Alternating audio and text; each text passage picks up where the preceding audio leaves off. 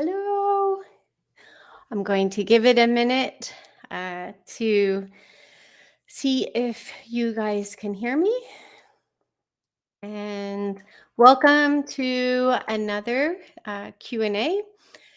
I'm just going to wait for 1 minute. As soon as I know that you can hear me, we'll get started. Okay. Can you guys hear me? Yes, I see a bunch of thumbs up. I hear you. Okay, great. All right, so tonight is another Q&A. This is just an open live Q&A. So one matter of housekeeping is if you put question in all caps, that's a bit of a flag for me so that I can see, okay, this is a question and not just chit chat. If you put a question in earlier in the chat, but maybe I didn't see it or something, don't hesitate to just like copy and paste it in again or re-ask your question, because I'm happy to answer questions. One other little thing that helps is don't write an entire paragraph. Like, don't make it an infomercial. Just like make your question as succinct as possible, because I do read the questions ahead of time just to make sure that, they're not, either trolling or yeah, just whatever. Anyway, so having said that, I am going to start scanning for questions. One thing I will say, so a number of people have reached out, not that many, but I know that with Hidden True Crime, that's another, obviously, true crime channel. I know that they are also diving into like some of the FOIA docs and the redactions, which I think is fantastic. Like I have said this over and over, being a family member, the fact that people are still talking about this case 2 years in, 2+ years at this point, and is fantastic. So even if I don't necessarily agree with everything, I don't have to. Like we're all just looking through like a tiny little peephole, and and when we get to the trials, obviously we'll have a lot more information. That said, with these FOIA docs, we have way more information than I ever thought we would have. So all that to say, I decided I am going to weigh in on the issue of the blood in the cars. And I did do a live back in November in Cool Cats about this, and I have a spreadsheet and all that. And I went back over my notes, and I just decided, you know what, this really, I want to do it justice, because there are a number of moving parts. And so I want to do it justice. So I actually, ahead of the live, announced that the next live is going to be about Colby, just to put it out there right from the start. Like, if you know anything about me, we're not a troll channel. There are few people, if anyone, who has lost as much as Colby has. Like, he has lost just about his entire family, either to murder, allegedly, or his mom is in jail and could be looking at spending the rest of her life in prison. So that is a significant loss, and that does weigh on me, and I don't want to add to his pain. And I've tossed and turned over this issue when I started digging into the FOIA docs. Primarily my objective, and this isn't like I'm not reaching for some higher moral ground or anything like that, but primarily my objective in digging into these FOIA docs and in starting this channel with a fantastic moderator team who I trust with my life is to tell the stories of the victims who are no longer here to tell their story. So Colby, uh, some of the mentions of Colby in the FOIA docs, I feel, do tell a somewhat essential part of this story. So, it will be like tiptoeing through the tulips, but I will attempt to do that. I noticed it. Can you guys see me? Because it looks on my screen like you can't see me.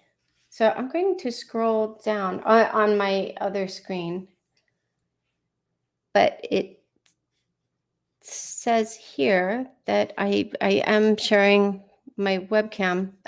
So I'm just going to scroll to it. Yes, you can see me. Okay, so yeah, for some reason, okay, I won't rely on that other laptop. I will just close it. Okay. Thank you, Laura. Anyway, so all right, I'm going to scroll back up to the top. Having said all of that, there is one other piece. So next week that will be that live. Then we'll have another live Q&A, and then I'm going to have to take a few weeks off just to take care of some things and some stuff, and so it will probably be 3 weeks off, estimated. So, but there's no drama or anything like that. I'm doing well. It's not like backlash from being at the hearing. Last week I was kind of surprised just like how raw I was, but I feel like recalibrated again. But okay, having said all of that, now I'm going to start looking for questions. Oh, Sarah, sure. I'm glad you are able to catch a live. Yeah, I noticed that was a new name. Oh, Michelle asked where all the grandmothers are. Yeah, I don't think most people understood that was like a joke from Pryor putting in like I'm sure he just recycles some of these filings, and so he had a reference to a grandmother in a filing that he made on Chad's behalf, so that was the purpose. But tonight I was like, okay, but we low-key look like a bunch of old ladies. So anyway, so yeah. Okay, I see. All right. I'm scrolling through the greetings. I wish I could greet you all individually, but okay. So Axeman Gang asked, has Chad's hearing been moved up? Not yet. Not yet. So I imagine it will be. I mean, either his hearing will get moved up, or yeah, I imagine his hearing will get moved up. Pryor certainly can't push back against that, crying about how much paperwork he has, because he said in one of his hearings that he was ready to go to trial then, like that day. So someone asked if I read the loin fire text. Yeah, unfortunately. Yes, I did. Even when I came across that story, I was just like, do I have these IQ points to spare? But the one thing that story, that ridiculous story that Chad wrote, did give me insight into is I actually do now believe that Chad and Lori met for the first time on October 26th. But up until that story, I just thought, I don't know, this doesn't make sense. How were they talking murder so soon? And according to the prosecution from Idaho, even before they met. So I do suspect they had contact, that they had been like an email contact, maybe phone. I don't know. But I do suspect they had some kind of contact before October 26th, because October 26th, we know that they were already conspiring to harm the kids in some way. It didn't explicitly say murder as of October 26th, but conspire to cause harm. So it just wouldn't make sense that they'd be like, hi, my name's Chad. Hi, my name's Lori. Let's murder children. And there seems to be some evidence that the prosecution has that they were conspiring to murder Tammy as early as the beginning of October. And that would then suggest that they were probably also conspiring to murder Charles at that time. But we wouldn't know because it wasn't addressed in the affidavit of probable cause that came out of Arizona, that came out of Chandler. But it was in Idaho, but Charles wasn't murdered in Idaho.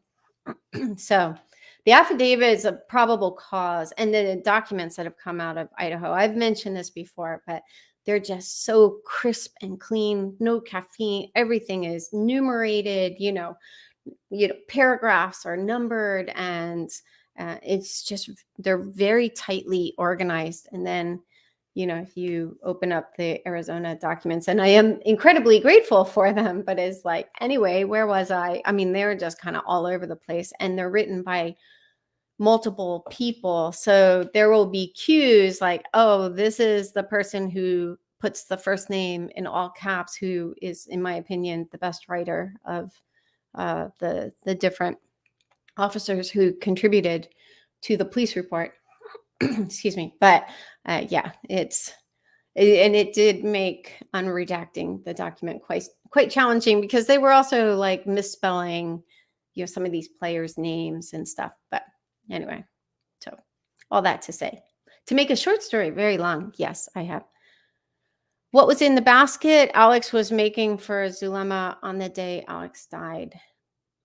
We don't know. We don't know the details of that basket. So I suspect we might not know until that particular trial. I don't even know that it will come up in Idaho. It is a very weird detail.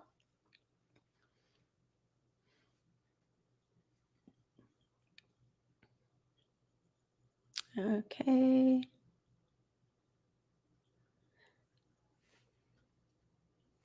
Oh, thank you, Cherie. I do genuinely feel compassion for Colby, and I do not take any pleasure in this life. Not that it matters, like what I will suffer leading up to the live, but I mean, my conscience is very exacting, and I wouldn't do the live if I was like still at a place of like feeling angry toward Colby. I mean, there have been different times throughout this case where I have felt very angry toward Colby, but I have kept those communications private. And now really primarily just one person. I mean, I would say exclusively. Except like with bouncing things off my mod group. Excuse me. Okay. Sarah asked, do you see Zulema being charged? I feel she is just as deep in this as anyone. No, I think, well, we know that she has a limited use agreement, so that could be forfeited if it comes out that she's lied. That I think that invalidates a limited use agreement. But I just don't see an appetite on the part of law enforcement to go after any of the potential co-conspirators. There was a reference in um, the what was it? Not the affidavit of probable cause. Uh, the last document that came out of Idaho. I'm just blanking on what it's called, where it actually listed the charges. I'm just blanking on the name, but it does.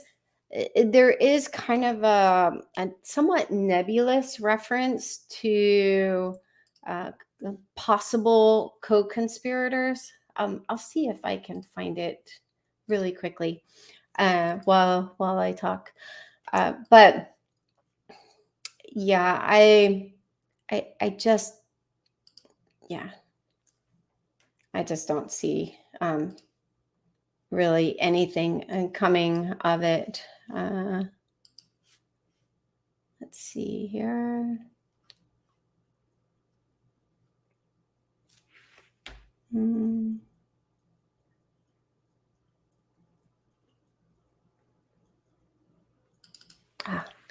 It was the indictments. That's the word I was looking for.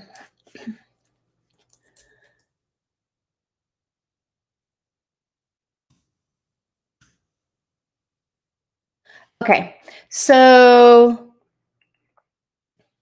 on count 1 against Chad and Lori and Alex, who is deceased, it says the defendants Chad Guy Daybell, Lori Noreen Vallow, and Alex Cox, deceased, and other co-conspirators, both known and unknown, on or between the dates of October 26, 2018, and continuing until January 15th, 2020, in the county of Madison, state of Idaho, and elsewhere, including Fremont County, Idaho, and as part of a continuing criminal transaction and common scheme or plan in Madison and Fremont counties, Idaho, did willfully and knowingly combine, conspire, confederate, and agree to commit murder in the first degree of Tylee Ryan and to commit grand theft by deception.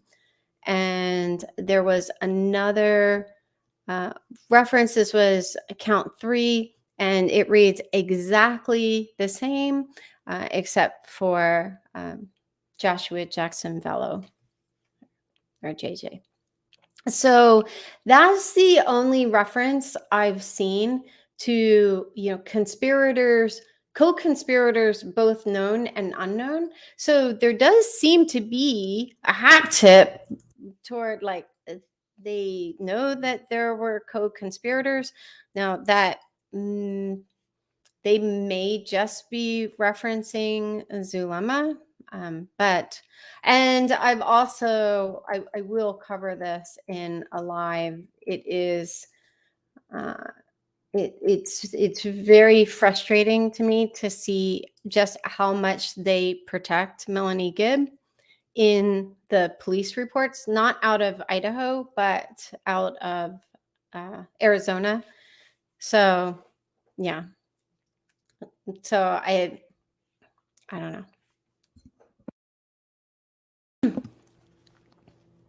So yeah, my call would be no. I really don't think.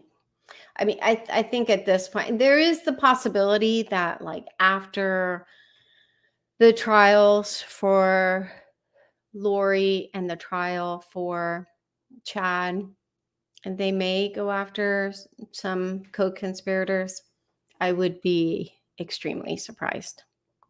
I also read something in the last live about, it was like this reference. It was toward the end of the live, and it was this weird reference that went back to 2018. In fact, I think it was the day that Chad and Lori met, and Chad was looking up. It said many many obituaries in Arizona. And I was like, really, many obituaries? I kind of doubt that. I suspect that he looked up Joseph Ryan, but yeah. So I want to give these guys the benefit of the doubt, but I just can't. They're just too greasy. Out of Arizona. Okay. All right. Okay, so Ocean Rocks asked, was Lori giving Tylee medication? We don't know.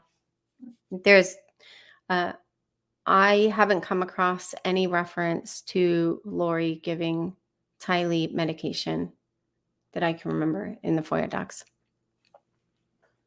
Thank you, Paula.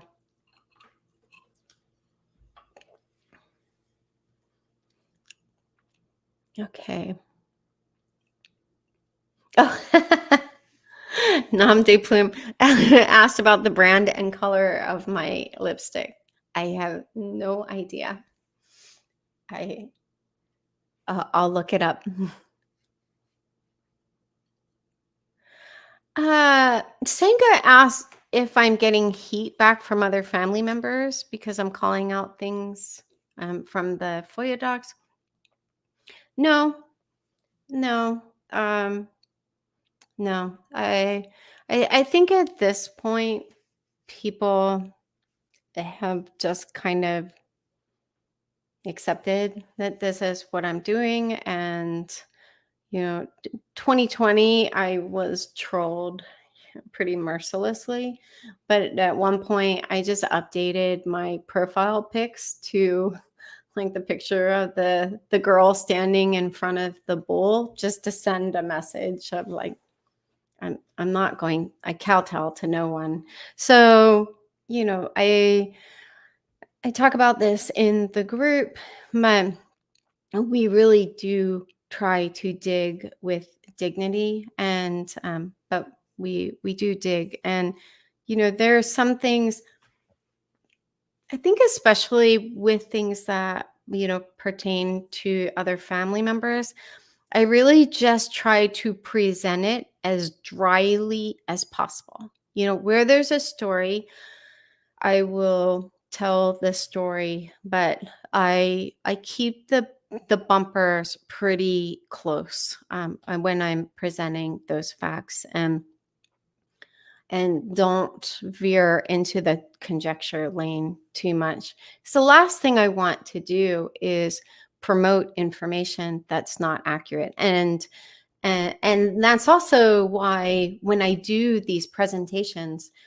I mean, it's just like screenshot, screenshot, screenshot, screenshot, so, I mean, obviously not so much the Q&A, but the actual presentations is like, screenshots, videos. And I really try as much as possible to let the FOIA docs tell the story. I will make connections if I see connections like in the timeline. As an analyst, I'm always looking for correlations. And there are sometimes I've added details to the timeline that I've thought, like, this probably isn't relevant. Like, I remember coming across this YouTube video, and it was just a collection of facts around JJ's schools in Arizona.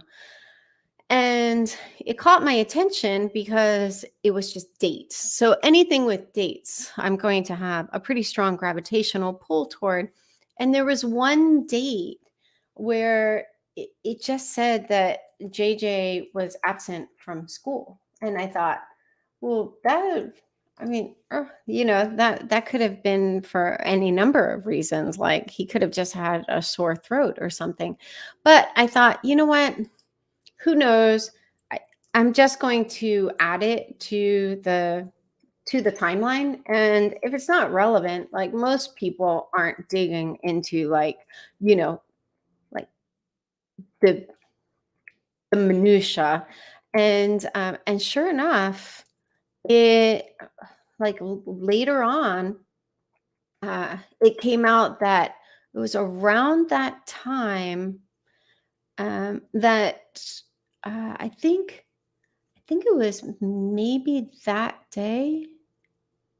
Yes. So it was March 1st, and it just said JJ was absent from school. But then it turned out Charles had dismissed the divorce proceedings and and took off for Houston, moved back to Houston.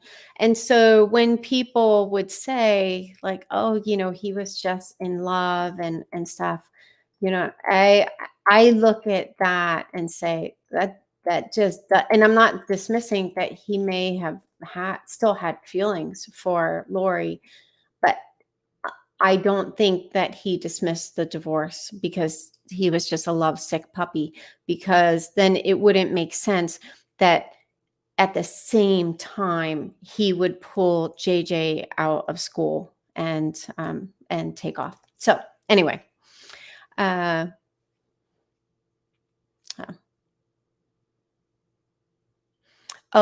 Cassidy asked if Melanie Pulaski was at Lori's hearing.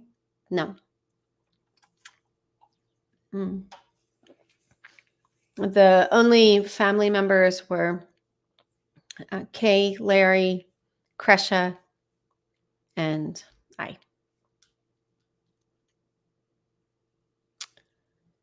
Okay.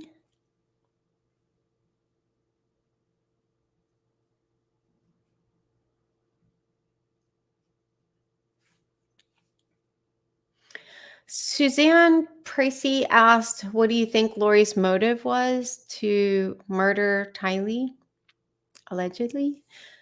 I think the main motives, in my opinion, from what I've seen so far, was one, Tylee just knew too much. So I excuse me. And Tylee was very difficult to control. So I suspect that Tylee was crumpling under the weight of Charles' murder, and she and JJ were in the way of Lori's mission. So I mean, Tylee was old enough; she could have moved in with a family member. I would have taken her. But, I mean, there were a number of options. So if it was just a concern of Tylee being in the way, she certainly could have avoided murder. So I think it was a combination of the two. And I think she was able to get Chad on the same page. I suspect that's why they bonded so quickly. And, I talked about this in a couple other lives, but I do suspect that their ability to bond so quickly over murder makes it difficult for me to believe that they both hadn't murdered before.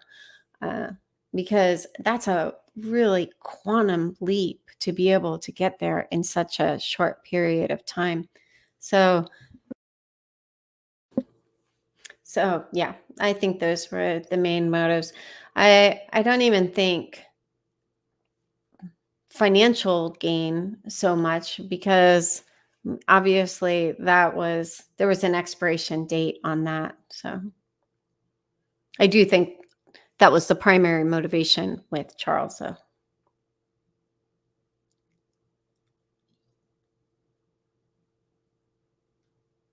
So someone asked, do you as a member of the victim's family receive updates from the prosecution?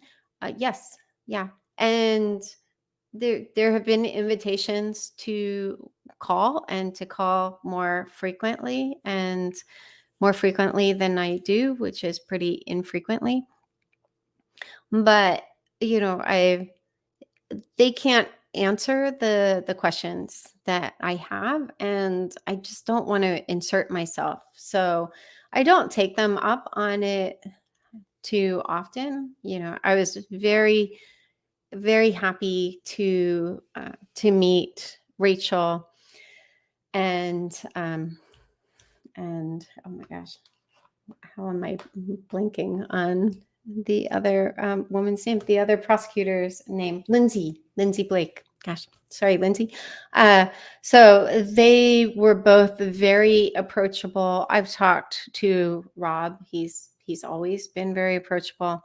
But yeah, so I had a chance to talk with both of them. Rachel really went above and beyond in her offers to talk. And when she picked up on my hesitation, and we kind of joked about how like she can't answer any of the questions I have, she did say after the trial and just like laid out what they would be able to do, which Rob had also told me. And that's really going to be the most valuable thing for me. So, I just let them know that I am very supportive of their work, very grateful for their work. I have the utmost of confidence in all of the prosecutors in Idaho, and yeah, and even with Jim Archibald coming on, I don't know anything about his co-counsel, something Thomas, I think. But I was very impressed with him in the hearing too, and that puts me at ease that Lori will, have adequate counsel. Ruby asked, "Do you think these murders were satanic ritual?" Personally, I kind of doubt it. I think they were much more utilitarian. I mean, no, obviously, for people who believe in Satan and, light and dark and like actual light and dark, which I do. I believe that there's a devil. I believe that there are angels. I believe in God, so, but it's also perfectly valid if you don't. So I try to avoid a religion as much as possible. Having said that, just because I just want to disclose, be as transparent as possible to present any biases that I have. Even having said all of that, I think that some of their teachings and some of their practices, I mean, obviously there's going to be satanic influence. Well, obviously, if you believe in that there is a devil and there is a God. But because I do, I think the only way someone would murder there would be some kind of satanic influence, because God's not the God of murder. But yeah, I don't think that this was like some like set out like satanic ritual. I just don't think that they were even that organized. So I think they justified their evil desires and plans using religion and making themselves above other people in the position of being God and judging other people. And that's how they justified all of this. And then Chad coming in with his delusions of having been the Holy Spirit in a previous probation, and in the FOIA docs, I think the last FOIA doc that came out of Gilbert, he also claimed, according to Melanie Gibbs, but according to Melanie, he also claimed that he was Heavenly Father's, I think that's what the LDS faith refers to him as, his brother. So, like, and then you're going to be Heavenly Father's brother and the Holy Spirit in a different probation, and then you're going to come back as Chad Daybell, it just, anyway. So no, I don't.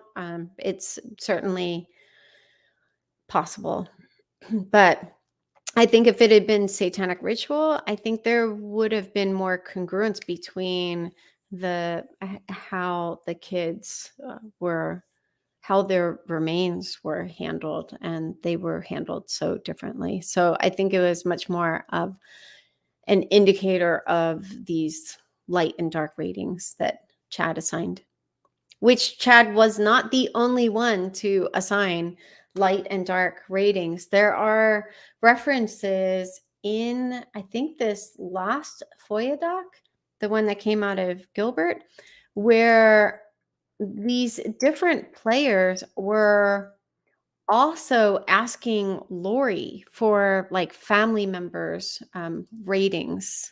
Let me see if I can find a reference.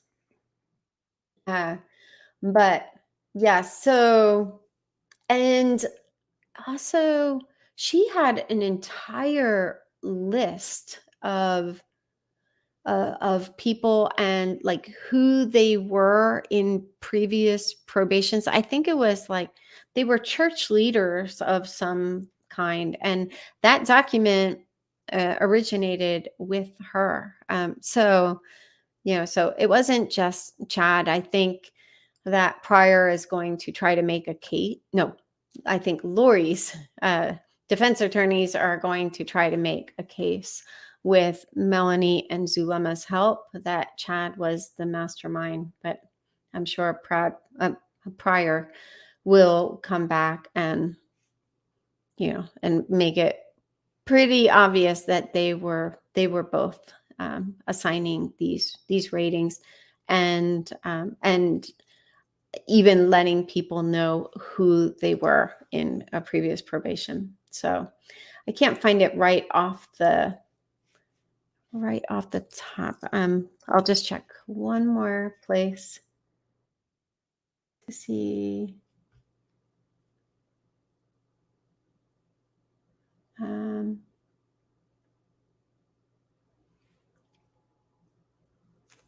yeah, I can't find it, but I'm sure I will cover it. And I know that I shared a screenshot. Is that Lori also was the one who named Charles one of his demon names. So they were both doing this because there was a reference to Chad looking up that name, Googling it after Lori had already, declared it. So, okay.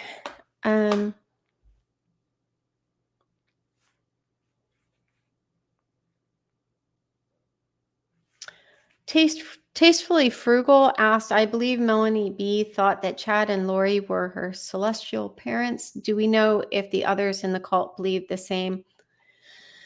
So Chad had stated in previous probations that Melanie Pulaski, then Boudreaux, JJ, Melanie Gibb, and I think Serena. There might have been someone else. All of these different people had been their kids in previous probations. So not necessarily the same probation. The only one who wasn't ever someone's kid who I can think of was Zulema. So I think this was one of the ways that they controlled people.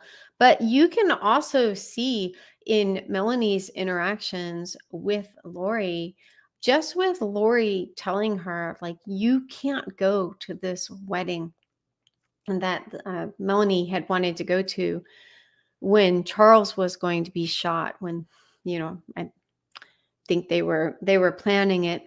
Excuse me.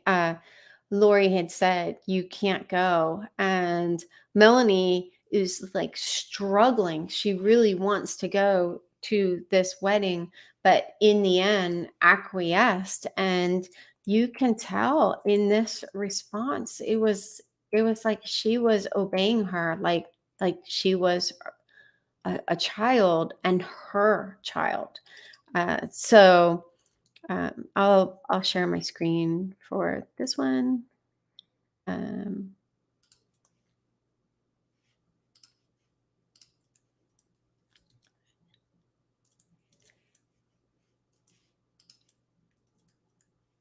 Okay. Hopefully you can see my screen. If not, I'm just going to read it. On July 9th, at 1921 hours, Lori sent Melanie an SMS message indicating that she needed to talk to her ASAP. Lori added that she would call her in 5 minutes as she was finding out what to do. Oh, I'll zoom in for people on cell phones. At 20 hours, Lori sent Melanie another message telling her, "You can't go tomorrow. It's a setup for both of us." Still on the phone, finding out the details. Melanie agreed not to leave. Lori then stated, "They have an elaborate plan. I'll call you soon." Melanie then offered to take all the babies and their stuff and drive. Lori told her, "You can't go at all. We both need to stay here to defend ourselves." Lori added, "It's coming to a head. This week will change everything." And there was an additional reference where Melanie was like kind of pushing back a little bit, like just saying, like something like, I really wish I could go to the wedding, but I understand that, this is more important. So, yeah, it was pretty clear that they already had that dynamic where Lori was basically acting as Melanie's mother and assuming the authority thereof. I mean, I wouldn't tell one of my adult kids that they couldn't do something. I mean, it would just be so ridiculous. But mm, yeah, I think that Lori really manipulated that vacuum that was left in Melanie's heart from when her mom died. Okay, I'm just looking to see. I'm going to look one other place to see if I can find it. If not, it is it's just a sad picture where you could tell Melanie was still kind of holding out hope that Lori would change her mind. I found it. Okay. Okay, I'll share my screen.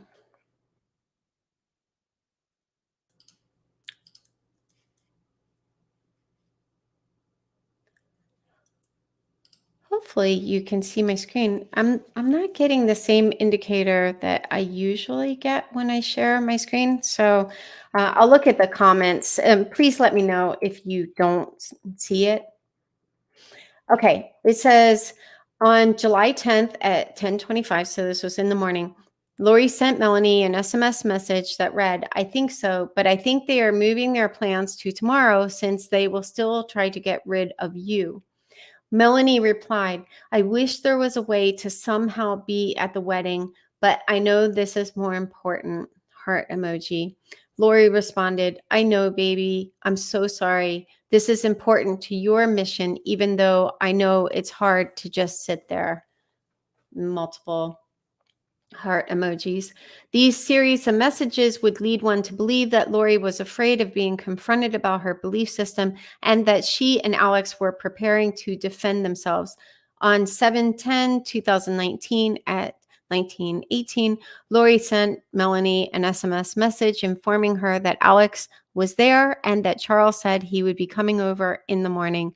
There were no messages between Lori and Melanie during or immediately after the murder of Charles Vallow.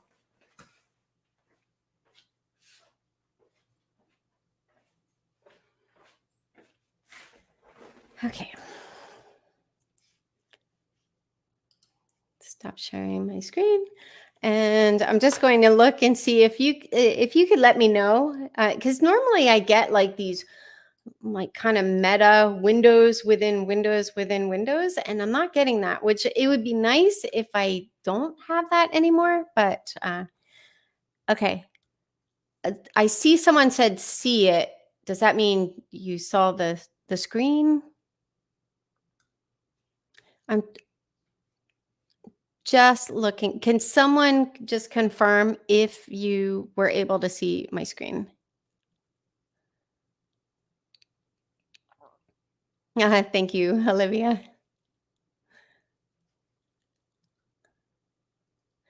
Okay, I'm going to search. Screen was fine. Okay, great. Thank you. Thank you. Okay, well, good. That means I'm not getting those weird, like, never ending windows. Okay. Um,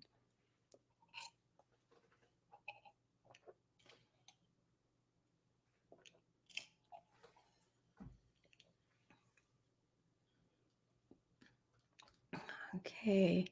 I might not find where I left off. We have a lot of questions. So, in the interest of time, I'm going to stop scrolling. I think I did make it back. Let me see.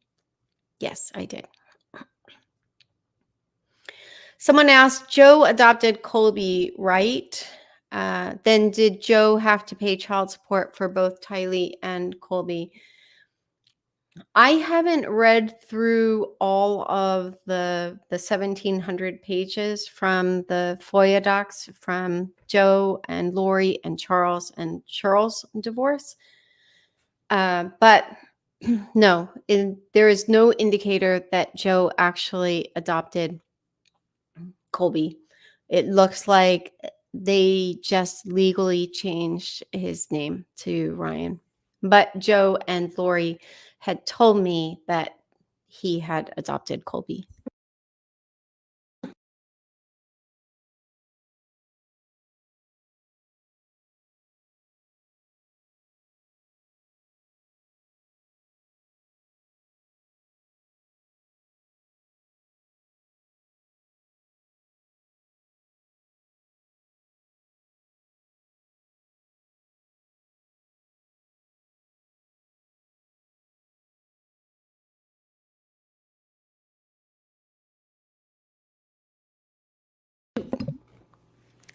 Sorry. Okay. I had mentioned someone's comment about Miller Nature. It said there's something about your face that reminds me of photos of your brother. And I was just mentioning that he and I, of the five of us, I think looked the most alike. But Janice found a picture of my biological grandfather. Now, the only thing I've ever heard about my biological grandfather was that he was a physicist who worked on the Manhattan Project and then came unglued when he found out his life work had gone to help create a weapon of mass destruction. So, yeah. So, but my family isn't the most reliable. So, there were some stories you just kind of had to take with a little bit of a grain of salt. But Janice dug into some of my family history and found a picture of my biological grandfather. I'm going to look and see if I can find that. It's like a side by side with this one picture of Joe, and it's stunning just how much they look alike. And Janice isn't here tonight, so yeah, I might not have it, at least not here. So anyway, it was really interesting just how much they looked alike. Okay. Yes, Cassidy asked, have you heard of the Zoom thing Julie Rowe is having about zombies? Yes, someone dropped a screenshot of it in our moderator chat, and I mean, she's just shameless. It's like, I think she is so desperate to be relevant that she just has no problem with capitalizing on this case and continuing to benefit financially from it. And I did think it was very interesting that early on in that song that Lori sang for Alex about, basically his mission, I thought it was very interesting that Lori mentioned Julie Rowe, like when she distorted the words to Hallelujah. Yeah, so I think Julie played a pretty key role in all of this early on. So whatever, I just don't follow her.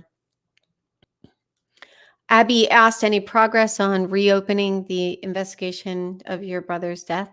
No, but please sign the petition. I always link to it in the description of the video.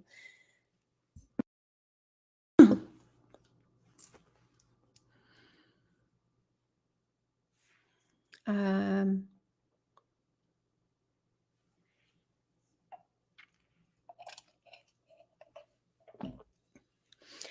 the mother of two, Amy, said, I heard Alex was going to move into Chad's house. Did you hear that too? No. And this is exactly how rumors get started.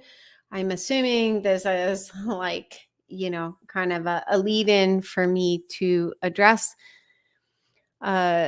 Julie's, not Julie Rowe, another Julie. I don't know her last name, but she's the one who does the unredactions for Hidden True Crime. So she threw out, just a theory that Alex may have been planning to move into Chad's house because of a reference between a text exchange between Chad and Alex. And I think the text was from Alex to Melanie telling her that, he just let his stuff go and she just needed to let her stuff go. A little bit of background with that. She was trying to get some of the things that Rexburg police confiscated from her home, like a laptop and a few other things. And Uncle Alex was telling her, you just need to let it go. Like I had to let my stuff go. Now, his stuff, the only things that we know that he left behind was a collection of firearms. And I suspect that was more a function of his paranoia, that he might have been afraid to be pulled over and have, his car searched and for them to find a bunch of firearms. And he was not legally permitted to carry firearms. So that's why I think that he most likely left his firearms behind.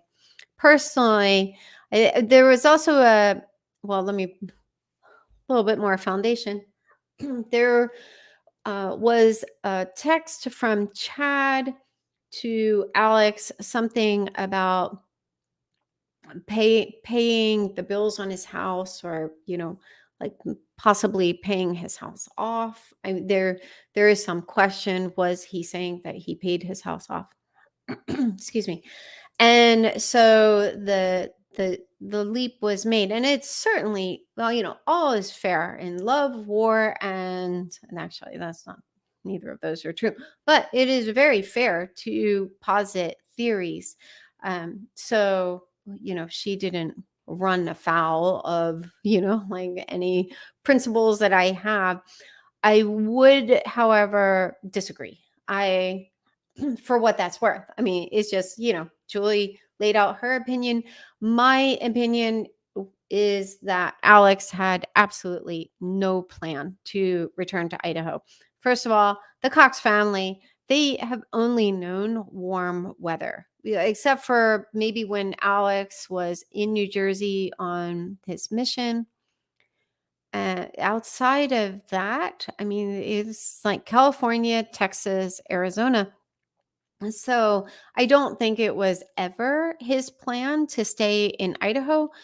I think Julie's theory was that he, like Alex, may have planned for I'm sorry, Chad may have planned for Alex and Zulema to move into his house so that he could pin the murders on Alex.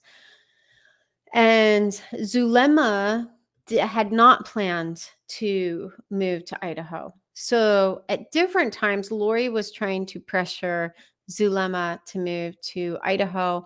Zulema said repeatedly that whenever she prayed about it, she didn't have a peace about moving to Idaho. And she had made like a reference, like if God gave her that peace to move to Idaho, she would be willing to do it. But at one point, right before, I think it was right before they started murdering um, Lori, and I had a post about this in Cool Cats about how Lori said that they might need to use Zulema's house, like that her house was great, and they might need to use it almost as like a launch pad or something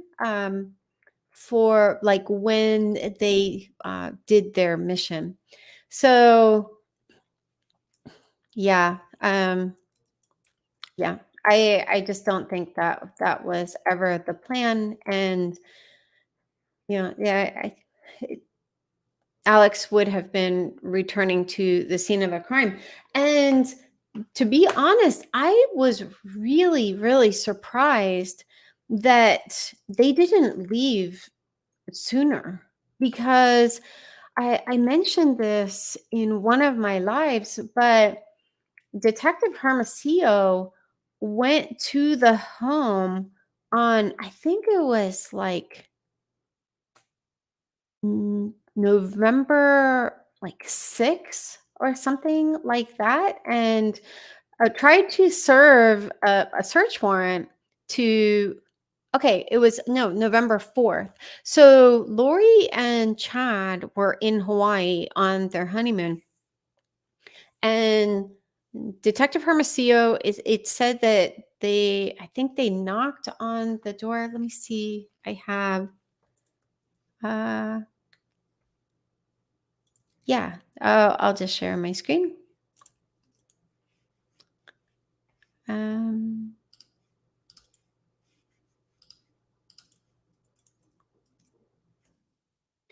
okay, so it says here, I don't think that there's anything relevant here.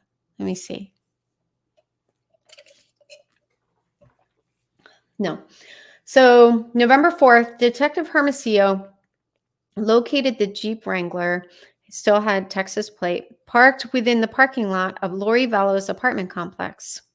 And I'm sure this was the address in Rexburg. The Jeep was towed from the scene and impounded in a secure law enforcement lot used by the Rexburg Police Department. No persons were contacted, nor did anyone follow up about the Jeep's status during or after the tow/impound. So this is, sometimes like some of the details around this case are just stranger than fiction. Like, because when you think this out, like, first of all, originally Chandler had said that they wanted to know the whereabouts of Tylee Ryan and the Jeep. So Detective Hermosillo picks up the Jeep and impounds it and reports back to Chandler, and they're like, okay, that's good enough for us. They didn't press wanting to know the whereabouts of Tylee. So they were just like, okay, well, we have the Jeep. But there are a few really weird things about this. One, this means that, like, they just came and took the Jeep. And was Alex just like always staying in his apartment? I mean, I'm sure he was mostly driving his F-150, but did he not even notice that the Jeep had been taken, And then Lori and Chad come back, and I'm like, was there no conversation about the fact that their Jeep was taken. Their Jeep is gone. Like, I would assume they probably left a search warrant behind. But like, no one ever contacted law enforcement, but then they also just hung out, So it's like the Jeep is gone. So clearly they're like, law enforcement is onto them, but they just hung out and were still in their homes for the welfare check, which was performed 3 weeks later, So I just think that's such a bizarre detail, So, but then also the fact that Chandler knew that Tylee was the one who primarily drove the Jeep. And I think that they were also, suspicious as to, like, was she actually the driver? I don't know that. But, they were looking into Tylee, which I'll give them that. They needed to investigate every option. But then it's like, then they take the Jeep, and here this 16-year-old never calls in, never says, "Hey, someone took my Jeep." Like, my Jeep is just gone. And that also, it just wasn't any kind of red flag for Chandler. So, yeah, so there are a lot of weird things there. So all that to say, no, I just don't think it makes sense. Well, I shouldn't say that. No, I take that back. I I don't think it's the most plausible thing. I think that Alex and Zulema were planning on hunkering down in Arizona, and Zulema owned a home there. And yeah, and I think, well, once people started going missing, and then Tammy died, and word was spreading through all of these groups. Why would Zulema want to move to Idaho, where all of this was happening? So anyway, so she didn't own her home, but there was one point where she had asked Chad if he felt like she should move, or it might have been Lori to ask Chad, because she needed to decide if she was going to renew her lease. So yeah, it's pretty sad stuff. But I think at that point, like, Zulema was just absolutely desperate for their approval and to let her, be part of all of this. So I am looking to see. um,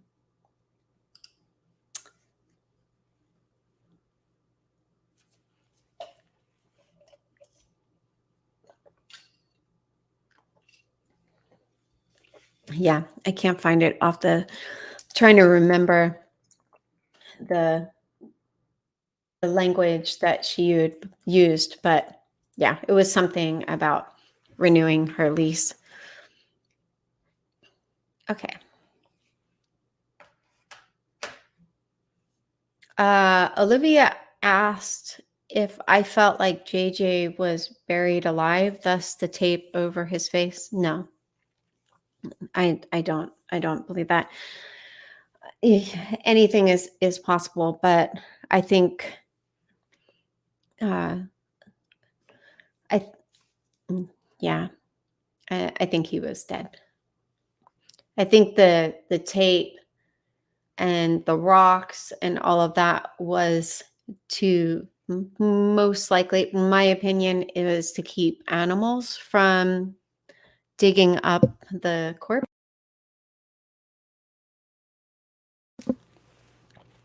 But yeah, because one thing that was very surprising to me was, with Chad having been a sexton, the fact that the grave for JJ was so shallow.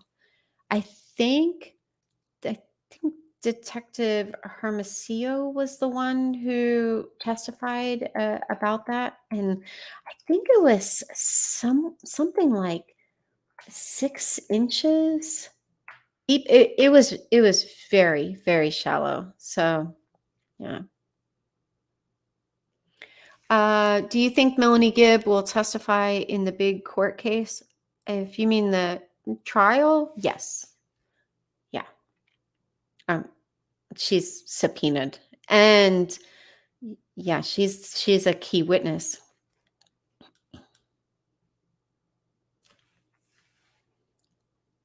Okay.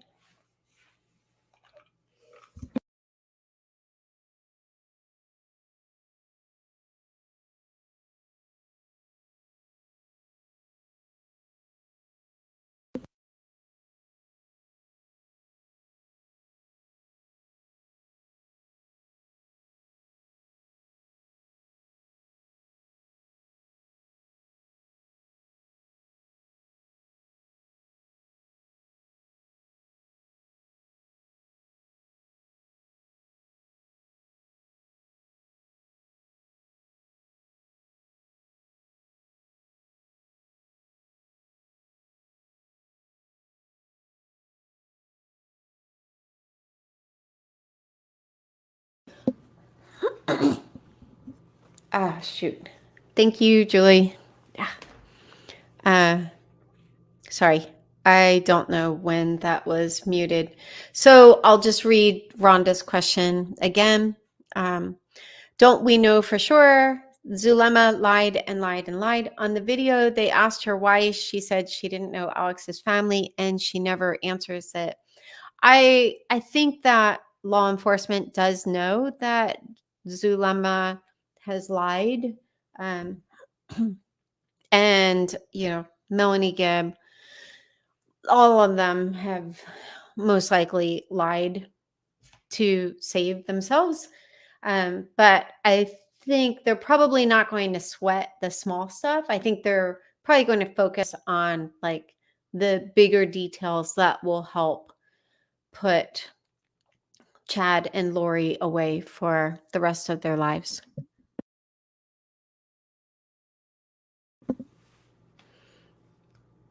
Thank you, Angelina. Angelina Jolly. That's funny. Thank you, Rhonda. Okay. Um, thank you for all the kind comments. Um,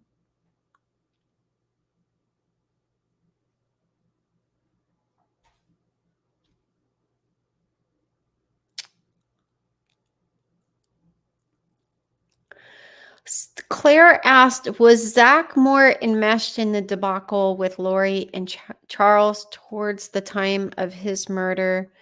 Zach, and I think she's referring to Zach Cox, seemed very genuine and rational in his Justin Lum interview.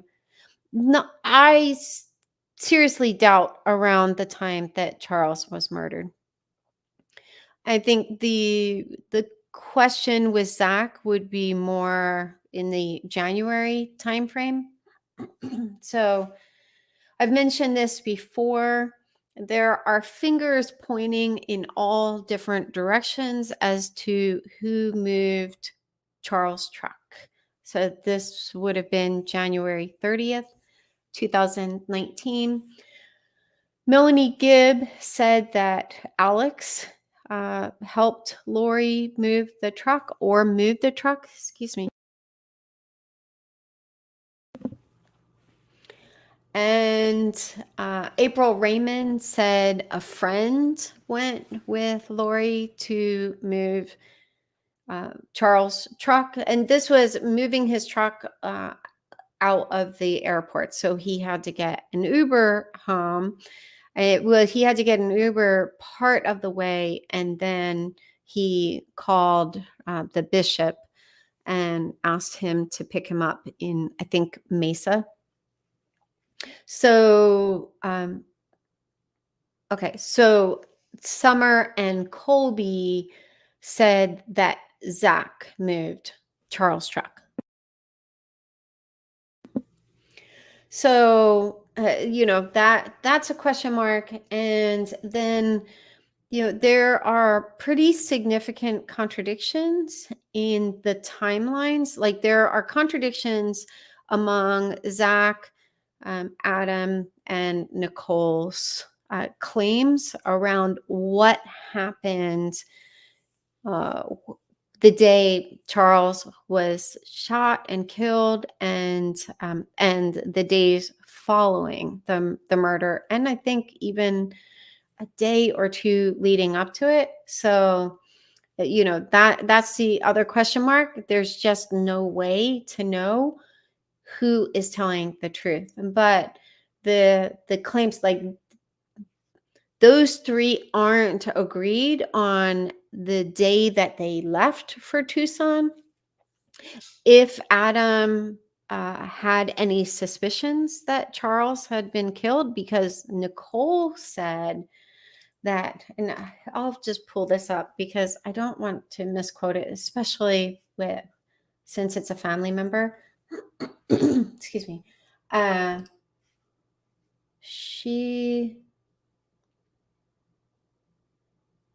Let's see. Okay. Yeah. All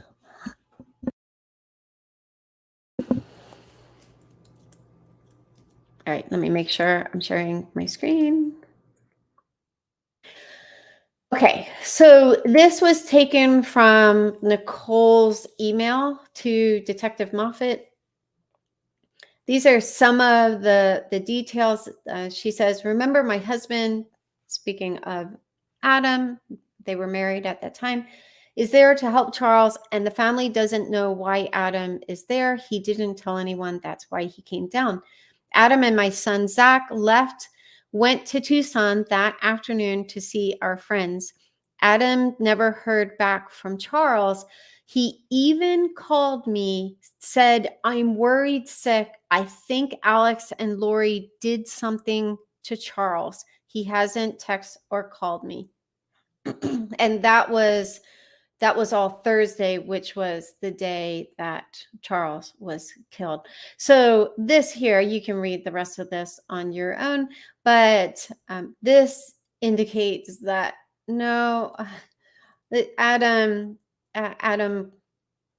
did suspect, according to her, Adam did suspect that something had happened with Charles. So I think this idea of, like, no one thought to Google Charles' name, I don't buy that. I think that there was a lot of fear and paranoia, and there were search results on the day of Charles Vallow's murder about his murder. Let me see if I can quickly pull it up.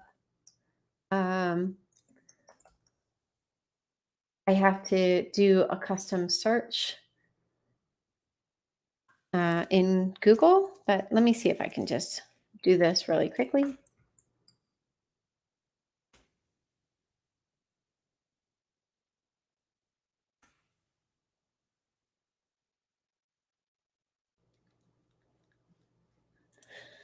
Okay, so I am sharing my screen. I'm still getting used to that. So what I did was I just restricted the search to July 11th to July 12th, 2019, and then search for Charles Vallow killed. And you can see the confirmation of these articles were all published on July 11th. So had they searched, they would have found these results if they had just searched for, maybe even just Charles Vallow's name. Yeah, even if they had just searched for Charles Vallow's name, it would have come up. And we know, I think, I think Larry said he found out, or Kay said that they found out that that Charles was killed by performing a search on Google. So, and that might have been Kay, but that they would have found out. I think if I remember correctly, that would have been the day after after Cheryl found out, because Cheryl did a search. Let's see here.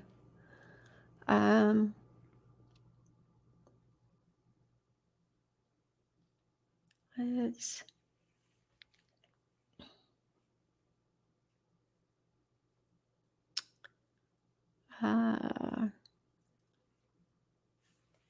yes. So Lori had texted the Vallow sons on the 12th and said that Charles was shot. And then on that, after finding, no, I'm sorry, said that he died. She didn't say that he was shot. She said, we are still waiting for the ME report. And when the son tried to ask more questions, she just didn't reply. And yeah, it was pretty ridiculous. And she did not tell them that their dad was shot.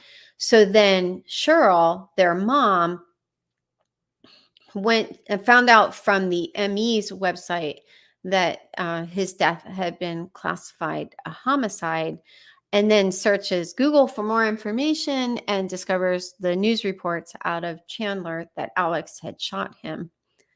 And I think it was the next day. Yeah, I think it was like when Kay and Larry were interviewed. Kay said that they found out that Charles had died. I think it was, yeah, I don't know, that it was through a Google search. So I don't know. But my point is, had they searched for Charles' name on the 11th, so according to Nicole, Adam had this concern that Alex and Lori had done something to Charles, but then supposedly they don't do a search, and Adam's friend does a search 2 days later. That doesn't make sense. So having said that, I've said before, I have disclosed multiple times, I do have a soft spot for Zach. I do feel like he has shown the most sincerity for what that's worth. And I do wonder if there was pressure from his dad or other family members to, to continue to sell this story, that no one thought to search for Charles' name until Adam's friend did on Saturday. So, Harley, thank you. I do have a reading glasses addiction, but they're so inexpensive online. Like, so you can find pretty ridiculous reading glasses. I had gotten LASIK, like, I don't know, maybe 7 or 8 years ago. But they told me, well, but you're coming into the age where you're going to need reading glasses. And I was like, I think you mispronounced accessories. Okay.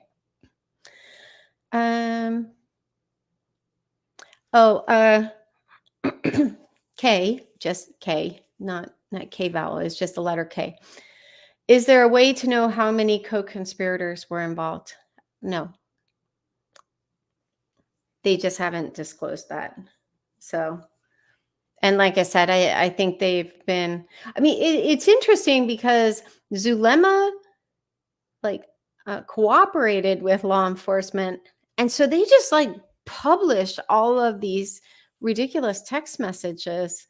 So they really kind of chucked her under the bus. And I guess that's the price you pay for cooperating.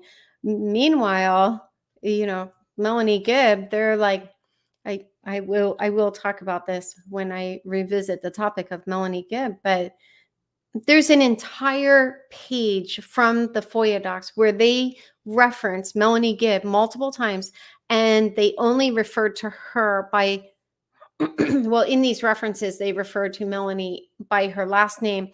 And to my memory, she is the only one who is ever referenced by her last name in the FOIA docs, but then they redact the last name. So unless you read every page of these FOIA docs, even if you like, convert all of the screenshots and the images to text, you can't convert that. So that makes it harder to search for Melanie. And I'm just like, seriously? And then also, the police report still says that Melanie refused to lie for and Chad and Lori, which was disproved in August of 2020 when she was testified in Chad's preliminary hearing.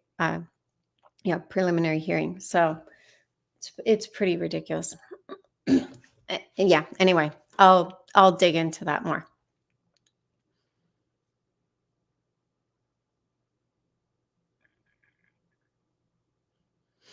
Kathleen Irish asked if I've given any more thought as to why Lori wanted me specifically blocked from her line of sight at the hearing. We don't know that.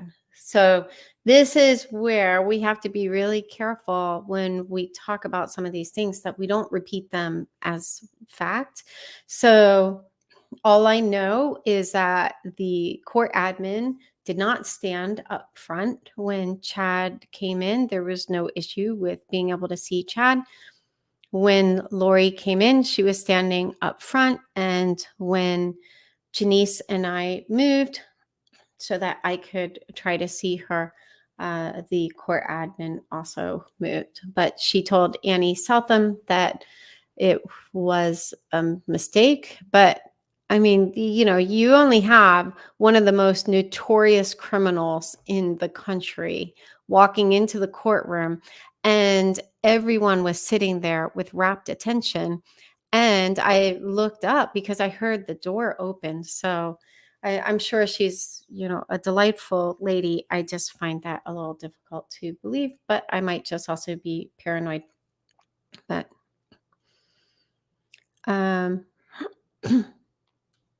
okay.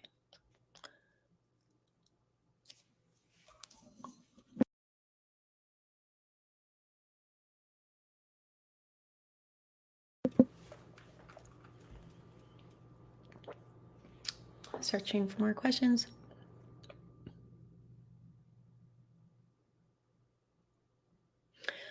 Claire asked, is there any continuation of this cult schism? Should we be worried Melanie Pulaski will continue on for Lori? I don't think so. I mean, if I were Brandon, I would certainly have concerns, but there's not a whole lot he can do when the court system, awards shared custody. But but no, I don't. I think everyone who was involved is just trying to, keep as low pro as possible. Oh, I didn't realize. It looks like I'm still sharing my screen. It's just weird. I now have no indicator when I'm sharing my screen. So I don't know if I'm sharing my screen. Anyway, I think everyone who was involved is just trying to stay as low pro as possible, out of fear of potentially being charged.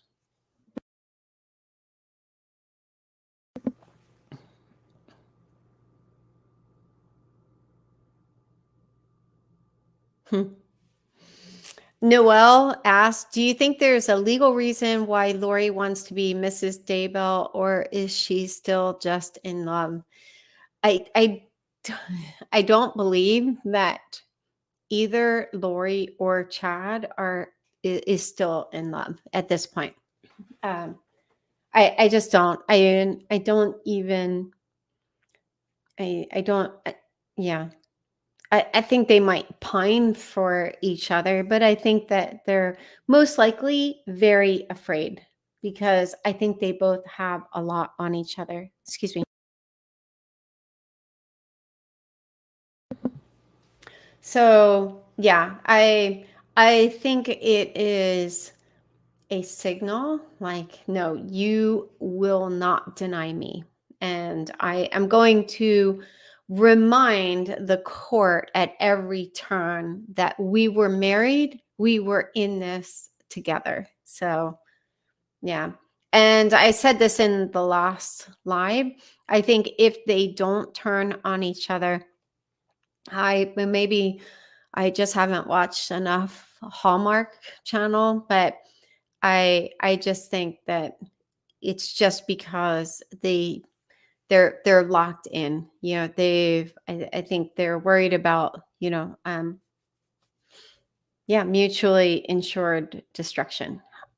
So if one turns on the other, I think they both have so much information on each other, and I think both of their families are willing to lie and play dirty and do whatever it takes to save their family member. And I think they know that this will just turn into a free for all.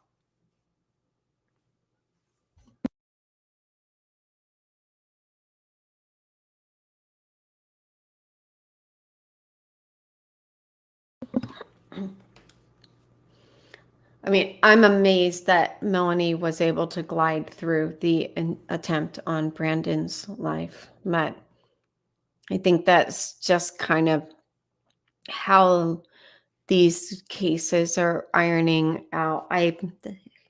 I seriously doubt that. Well, I shouldn't say I seriously doubt.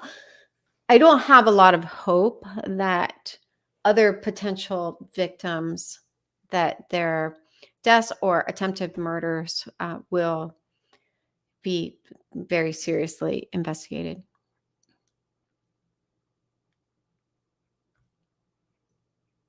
Okay.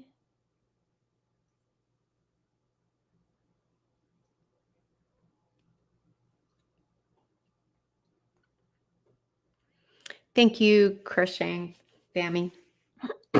I really do just try to back up everything with fact. And the FOIA docs have helped me to do that, because now it's like, if people have an issue with it, like, well, and maybe I'm misinterpreting the FOIA docs, and that's part of the reason. Like, some people will say, "Why don't you get to the point faster?" But this is why. Yeah, like I'd rather err on the side of building too many fences than the side of unfair judgment.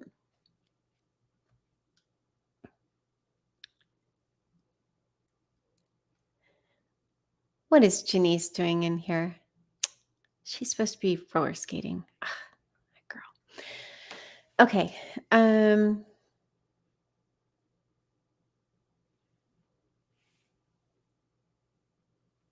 Yeah, Elizabeth, this is a good question. She asked, since Tylee was killed so close to arriving in Idaho, given Alex's comment about traveling with an evil negative spirit to Zulema, I am wondering why the murder charges were not federal. I think it's because the murders actually occurred in Idaho, for the kids and Tammy, and most likely Eldon Clausen. But yeah, so yeah, I do. I will take this opportunity to say that I fell in love with Rexburg Police Department very early on.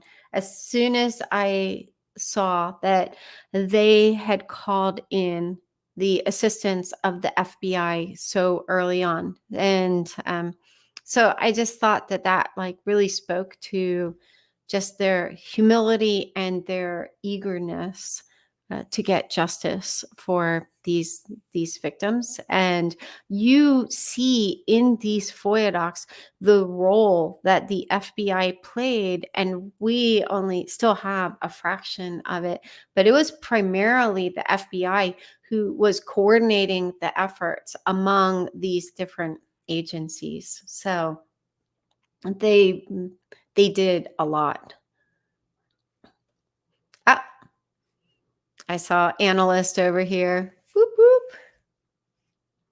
And I was actually also just going to say that there were, I think, at least 2 FBI analysts who played a role in chasing down some of the information, including Lori's address.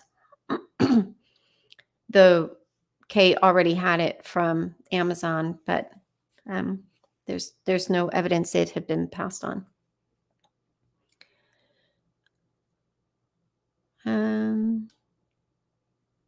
I saw a reference to funeral potatoes. Okay.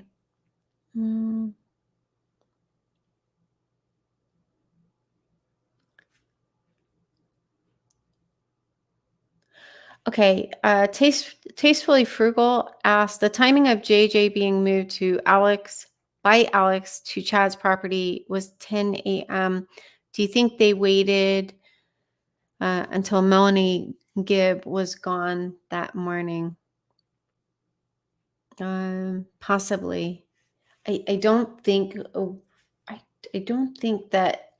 I don't remember Melanie stating the exact time that she left or that they left. I'm looking to see if I have it readily available.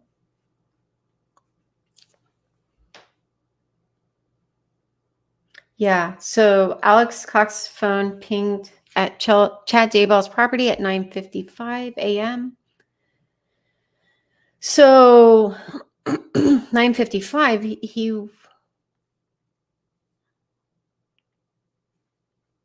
yeah, I had,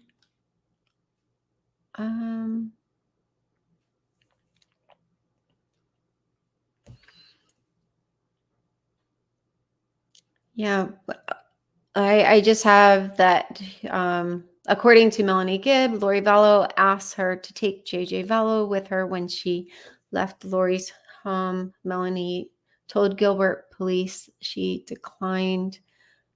Yeah, I think all we know is that they left in the morning. And I think with David Warwick, he had said that it was around 9 a.m. when he demanded to see JJ.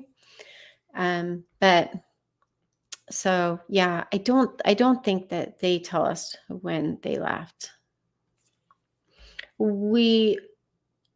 Yeah, and there's also a weird question as to whether Alex spent the night at Lori's, because I remember when Melanie Gibb was being interviewed by Pryor, he asked if Alex then left to go to bed or if he spent the night at Lori's house. And Melanie said she didn't know or didn't see. And so, Pryor was making the point, like, it's a pretty small apartment. It shouldn't have been that hard to see. And at that point, Melanie was still lying and saying that she and David slept in separate bedrooms. So yeah, lots of questions. I suspect that Alex may have spent the night at Lori's that night. Because otherwise, why wouldn't you just say, like, yeah, then he left and went home?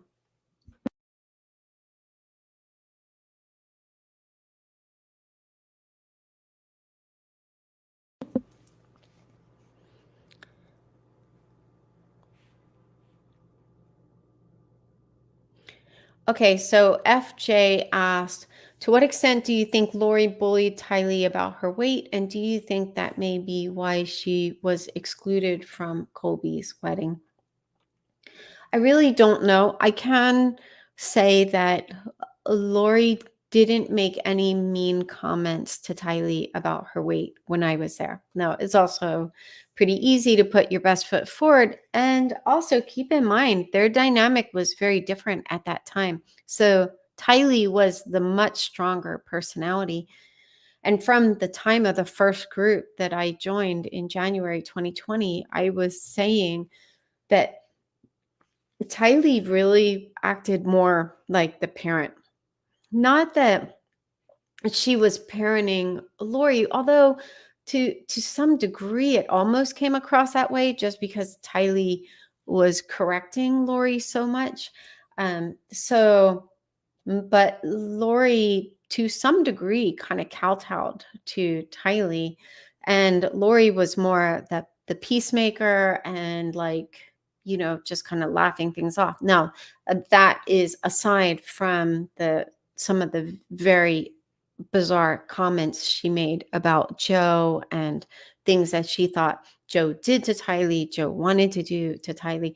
I'm talking specifically about Tylee's weight. She didn't make any rude comments.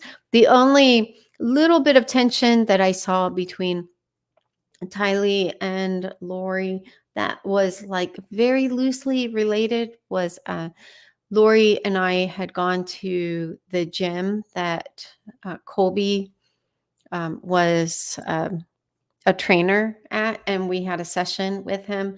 And I think once or maybe twice, Lori asked Tylee if she wanted to come with us, and I think she asked her twice, and Tylee kind of groused at her like the second time. She was annoyed.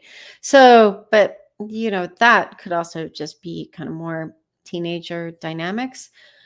So, I mean, that was the closest anything came. I definitely had strong concerns about the fact that Tylee wasn't at Colby's wedding, and like I said, and I would not misrepresent this. I've been very transparent about there were 2 times where I saw Tylee suddenly just leave, like not just kind of like wander away from the conversation. And most of the time that I was there, Tylee hung out with us, so I was pleasantly surprised by how much she hung out with us. But I mean, she certainly had, time alone in her room, especially in the morning.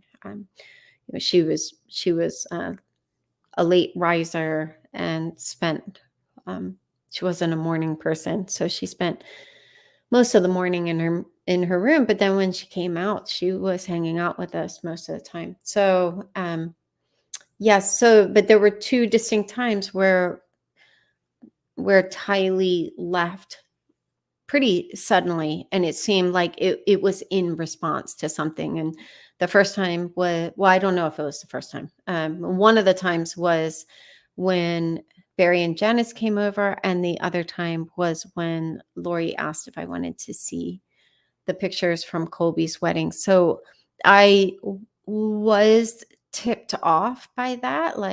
I dismissed it at first just because we did share some similarities, and I'm not a wedding person on any level. I'm not like I just don't like formal events. But yeah, so I thought, oh, maybe she kind of is more left-brained and less sentimental like I am. But then when I didn't see her in the pictures, I was like, this seems more like an indication of hurt. So if I had to guess, especially given the size of the wedding party, I would say yes. I think that most likely something was said that made Tylee feel like she wasn't really welcome. And my guess would be that tension most likely came from Lori. But yeah, still, I mean, it's a it's a strange thing. And then in like when I had posted that picture, like the picture of all these family members after the wedding, this was on the front yard, and I posted it in the Cool Cats group this week. But someone, it was another family member who was in the group, kind of flippantly said, "Oh, Tylee was at camp that week, so no story there." And so I was like, "Okay, well, time out. First of all, Lori, I was told by Lori that Tylee had to work. So, and I think someone now, this is more than 2 years old. So, and that group was archived. But I think someone had suggested that Tylee actually worked at that camp. So we were both right. Like this person was saying, no, Tylee was at camp. This another person was saying she actually worked at the camp, and that when she came to the house, like she took a shower and got ready, and she just joined uh, later on in the evening after work. So either way, it doesn't make sense. No teenager job is that important that you can't be at your brother's wedding. So, but I did take issue with a family member just dismissing it. Like, oh yeah, she was at camp, so no story there. Like this was a local camp. So I'm like, that doesn't really establish that there's not a story. But anyway.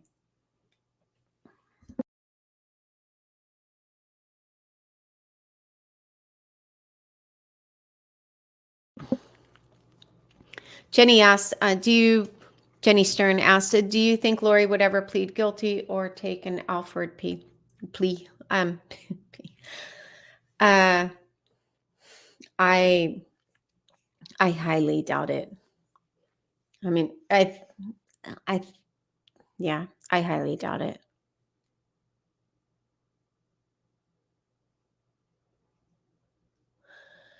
Someone said, I wonder how many times someone else posed as your brother and Charles Vallow in legal matters. One thing that was interesting was the fact that Lori was using the last name Ryan in some of her travels. So clearly she still had, I think, either an old driver's license or a passport or something that it hadn't expired, and she had, I think I don't know, I think her Hawaii, she may have had a Hawaii license, I mean driver's license, that still had the last name Ryan. But I'm not exactly sure about that, and I don't know that I would have grabbed a screenshot of that, but I'll just look really quickly. Yeah, I don't see anything. Matt.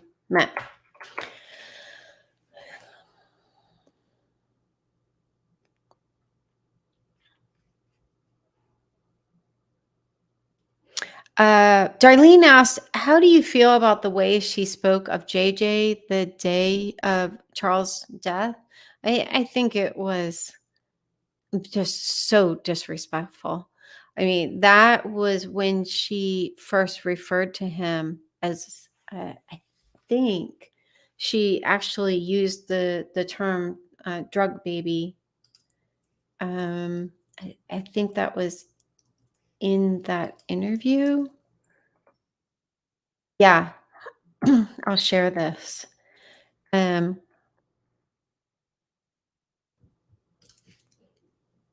let's see here.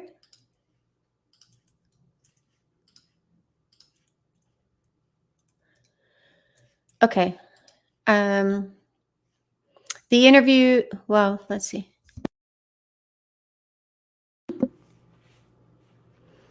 Um, Okay. Lori advised they had decided to separate, and her husband had said he would get a house for her and JJ. Lori stated the deceased was, quote, all about JJ, but it was never about Tylee. Lori advised they had adopted JJ together, and JJ was actually her husband's great nephew and had been a drug baby. Lori advised that her husband travels all the time for business and he is always back and forth. She also made a reference to, um,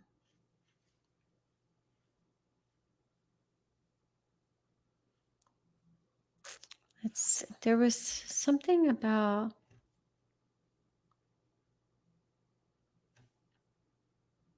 oh, yeah. Lori said she didn't talk to him for like 30 days. It was, I believe, 72 days. And it wasn't just not talking.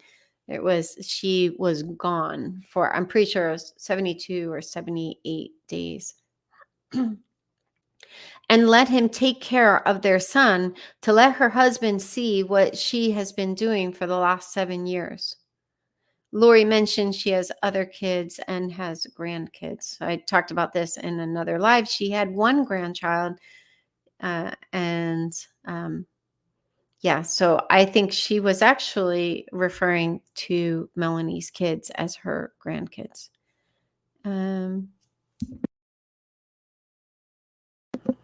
Yeah, again, Lori seemed annoyed that he had threatened she would only have supervised visits of her child and mentioned that she left him to take care of the child for 30 days to see what it was like. And she knew he would be begging her to pick him up, which she stated he did.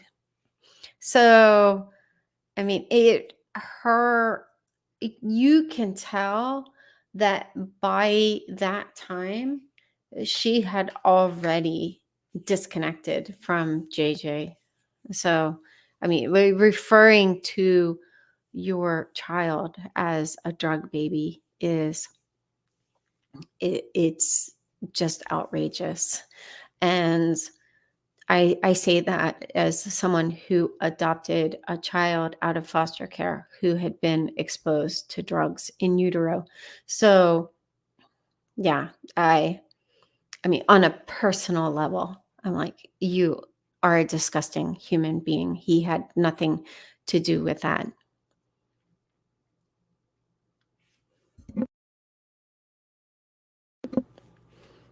And also, I will just add, two of the victims who aren't often recognized in this story are Mandy and Todd, JJ's biological parents. So,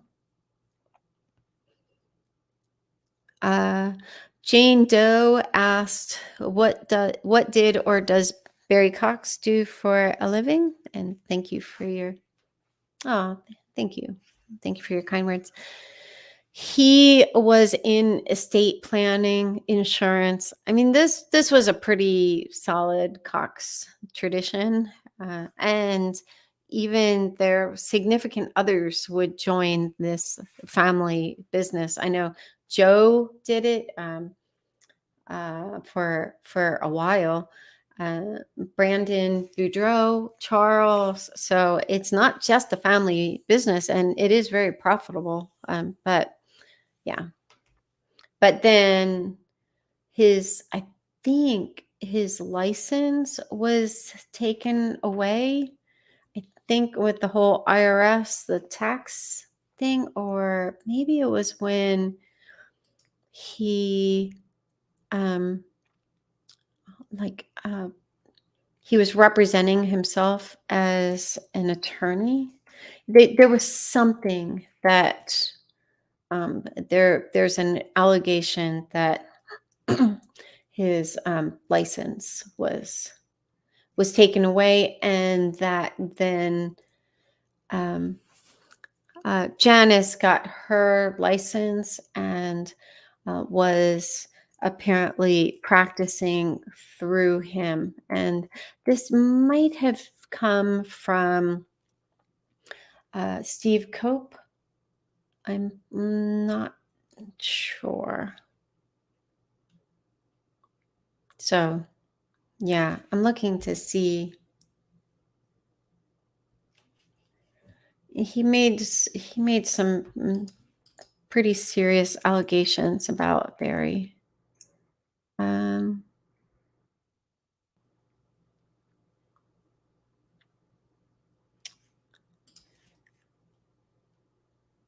yeah, I'm not seeing it. Um, I'll just look for one more thing.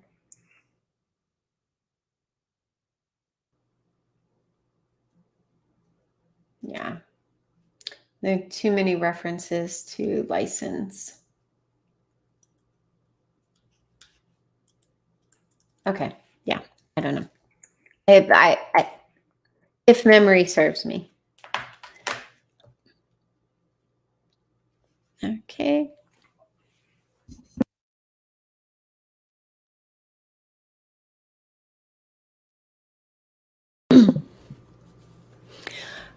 Crocheting Bammy, who always asks good questions, asked, "Do you think Chad was looking for someone to help him kill Tammy before he met Lori?" I absolutely believe that, and I think that Julie Rowe thought she was going to be the new Mrs. Daybell.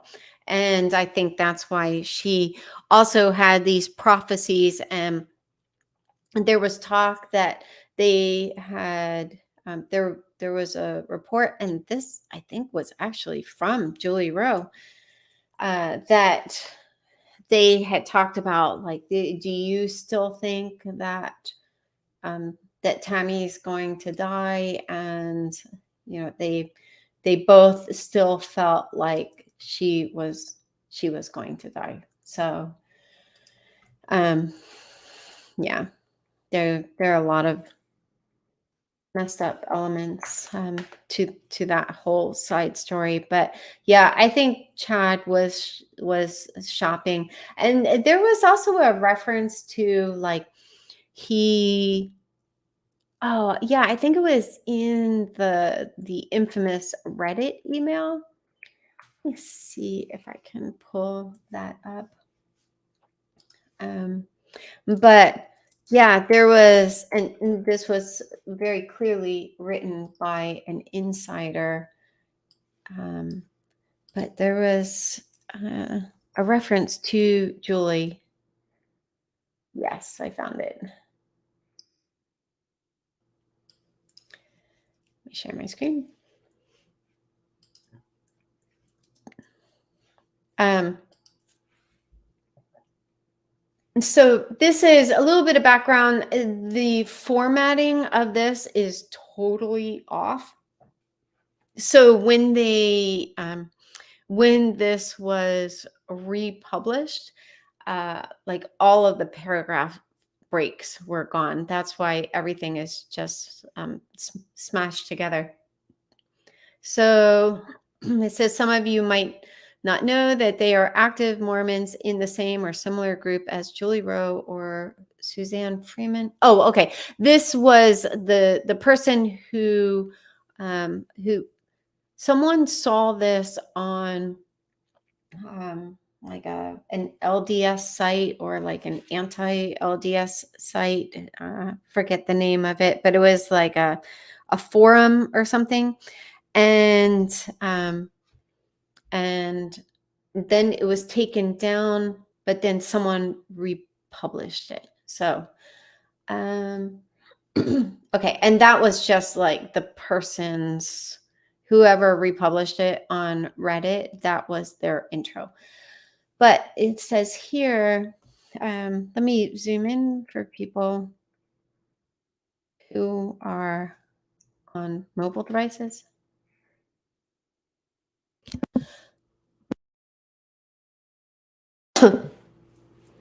Looks like it's not letting me zoom in more. Okay, I'll just read it.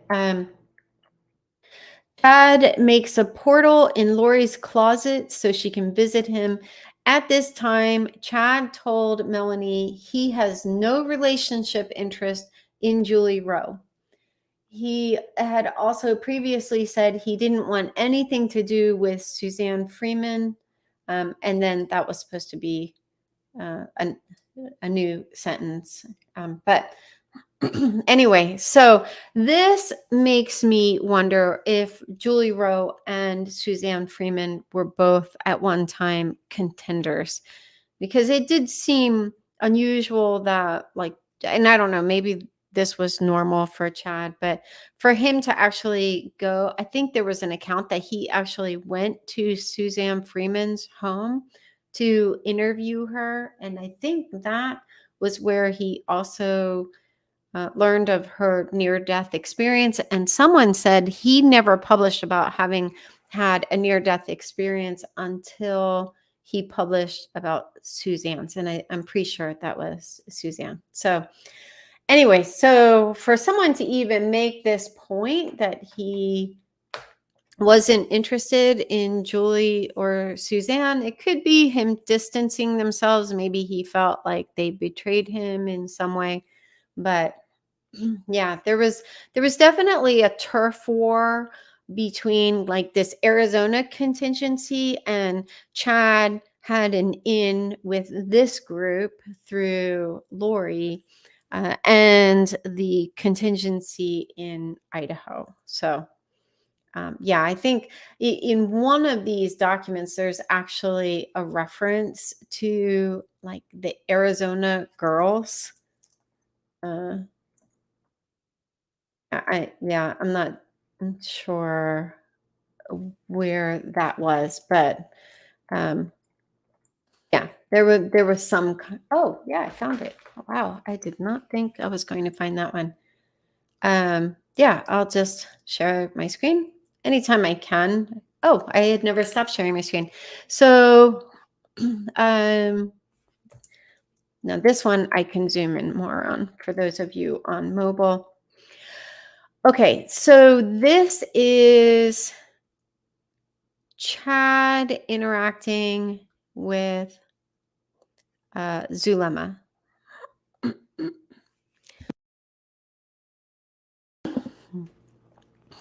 Okay, so I think red is, yeah, from Chad, and to sent is to Chad. So this would be from Zulema.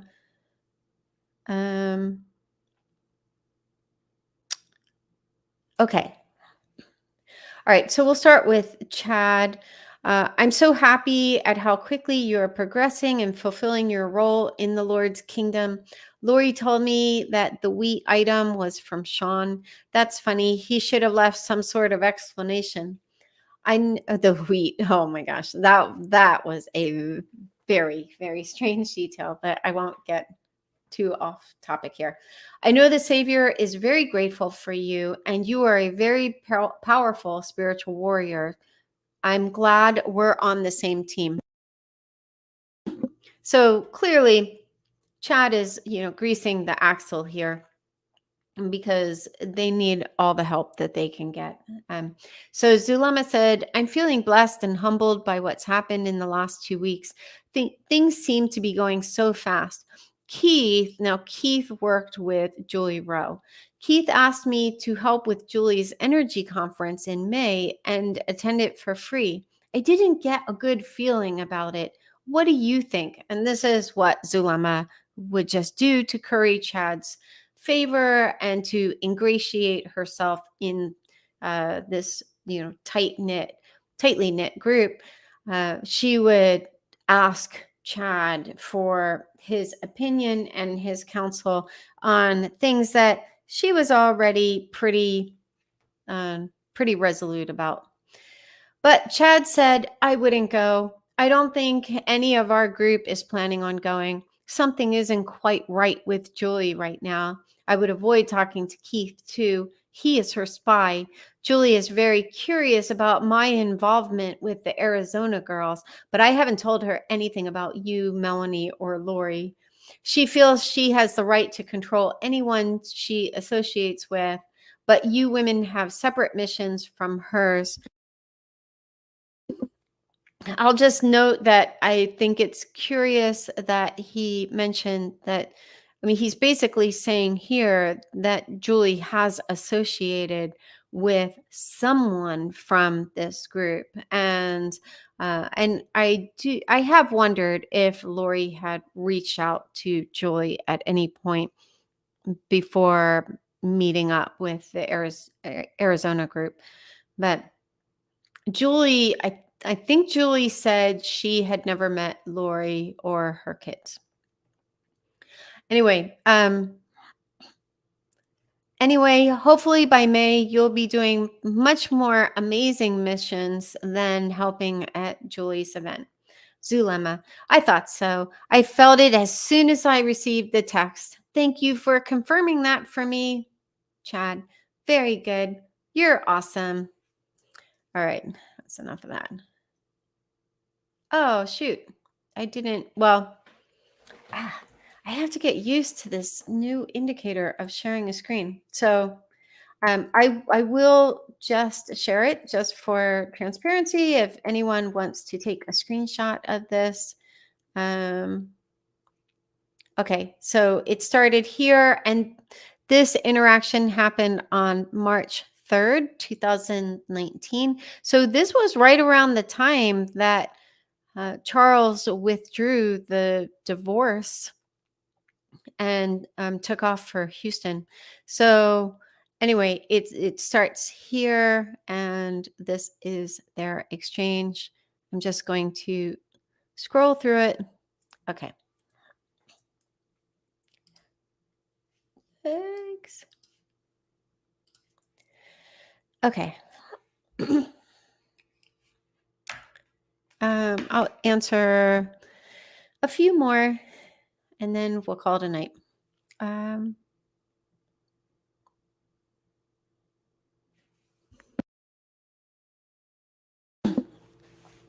Kay asked, when do you believe was the first time Melanie Gibb learned that either Lori or Chad was a murderer? That's a really good question. I suspect it was in talking about Joe's death.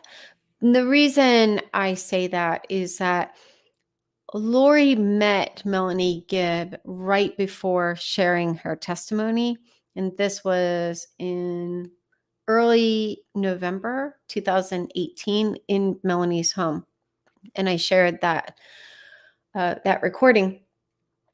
But yeah, and Lori spoke so openly about wanting to kill Joe, so I suspect she was, and I've talked about.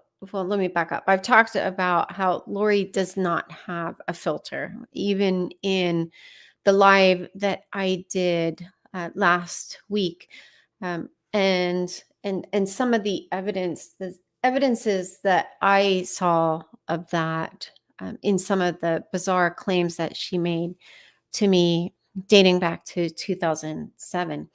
So I just, yeah, I suspect very strongly that Melanie Gibb knew or had cause to strongly suspect that Lori murdered Joe.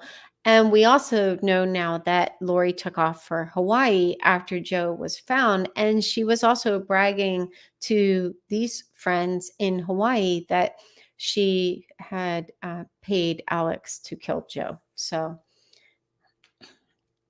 yeah, I think Melanie Gibb knows a lot. I don't know how she can claim to have any kind of religious affiliation and look at herself every day in the mirror and feel good about what she did.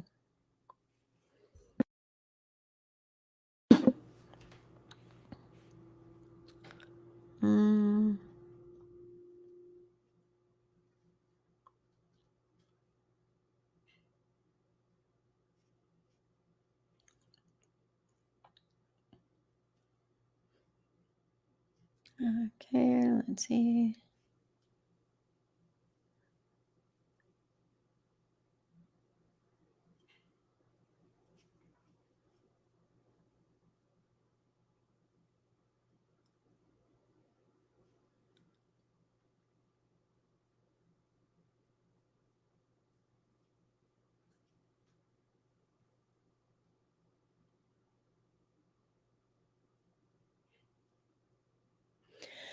Okay, I'm looking for questions.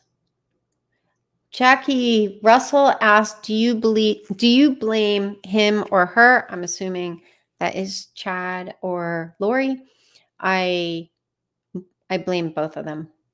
I think I've said this in multiple lives, but I think that the meeting was just a perfect storm. I think they both had a bloodlust, and that's what caused them to bond so quickly.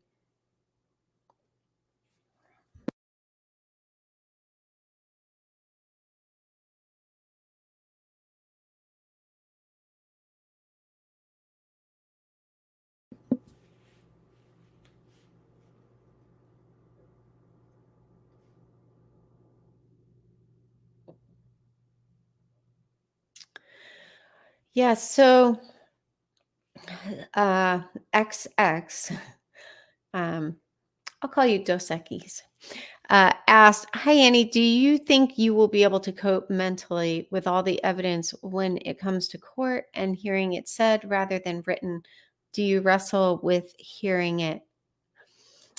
That's a good question. So we were just talking about that in our mod group today. And I talked about this a little bit in the last live, that I know that people just won't be able to help themselves. Like, they're going to be comparing the reactions of different family members and making judgments about how much people really cared based on their emotional reactions. And so, I had said in the mod group that I suspect through most of the trial, if the stars align for me to attend the trial, that I will be pretty much in processing mode. Like, I will take notes, and I think I'll probably be pretty deep into my left brain.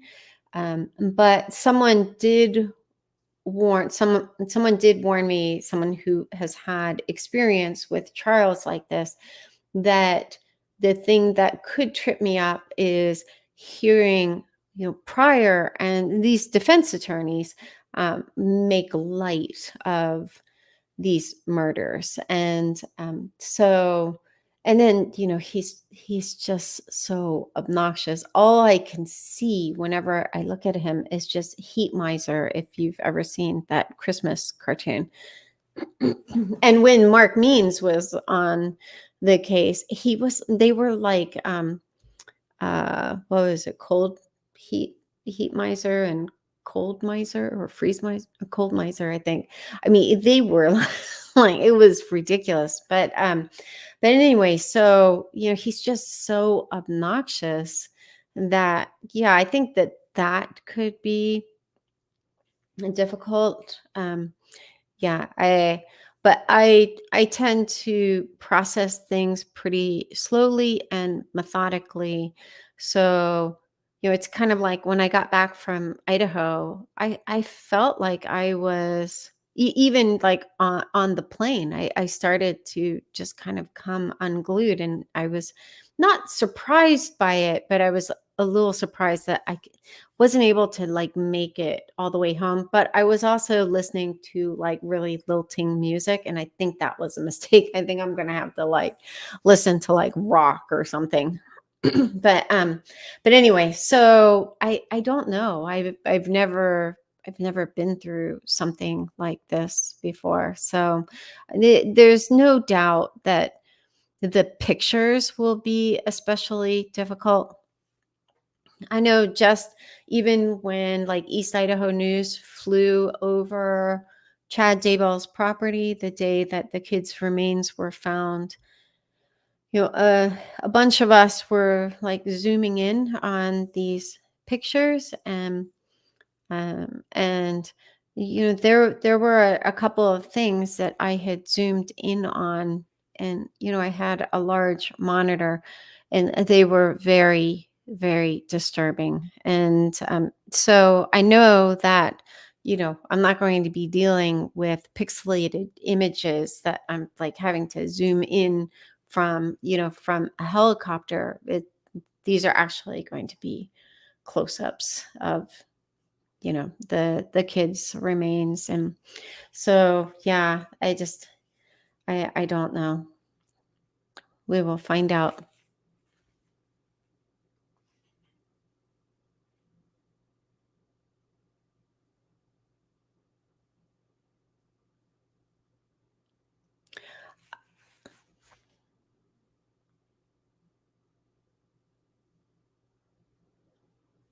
Okay, Denny asked, who turns on who first? Do you think Lori will blame Chad or just Alex, or Chad turn on Lori, et cetera, et cetera?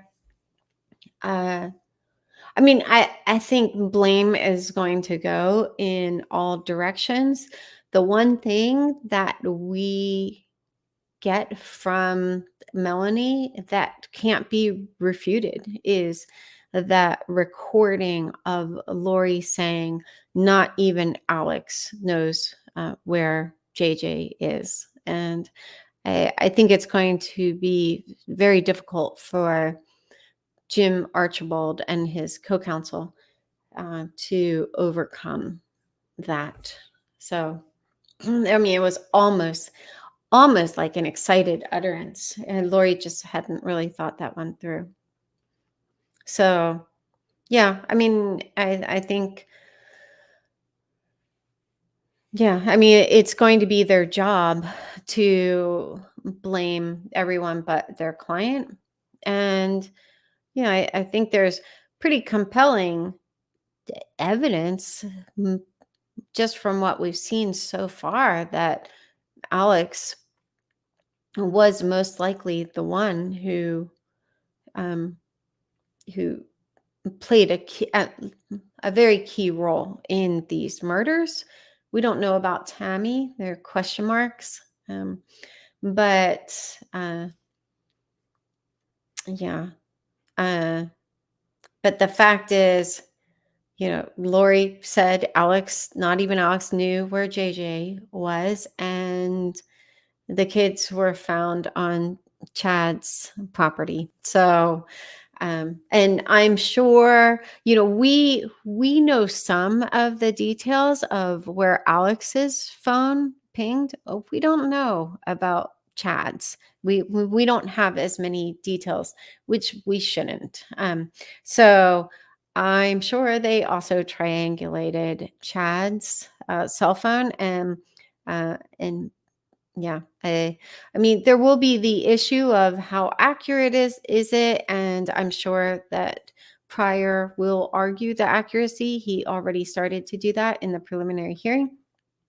But yeah, we also don't know all of the text exchanges and stuff. But I mean, these were pretty dumb criminals. I suspect there's a lot more that's yet to come.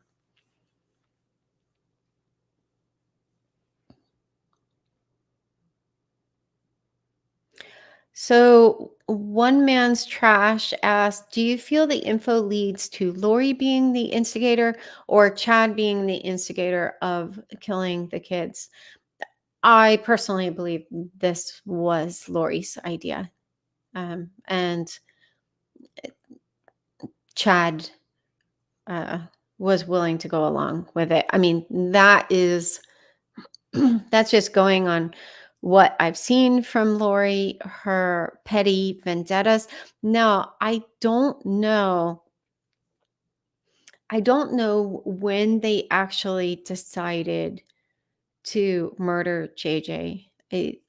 It's not clear if that was the plan when, like, before they moved to Idaho. because we do know that Chad rated JJ a very light spirit. I think it was like a 4.2 L.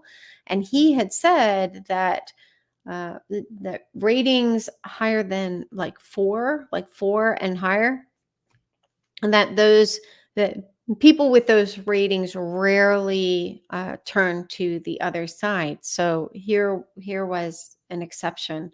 So yeah, so who knows? Chad may have played a role um,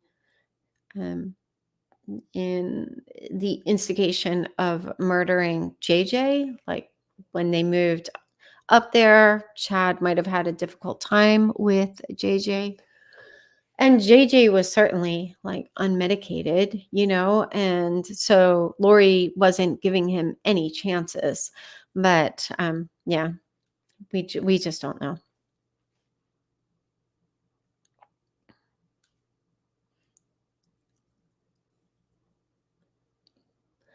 Monique asked, "What are your thoughts on why none of the Cox family were at the hearing? Do you think they will be at future hearings or the trial?" Oh, excuse me. I I don't know. I think Colby will be at the trial. It is very expensive to fly out to Idaho. Colby would be able to drive up from. Oh no, they don't have a car. So yeah, I just don't think that it's going to be very feasible. But um, I I don't anticipate like Barry and Janice. Really even Summer. I just don't anticipate them being at the trial. They could surprise me, but um, I mean, this is a family who didn't even attend any of her 5 weddings, so, and she has brought them a great deal of embarrassment, so yeah, I don't anticipate, but they could surprise me.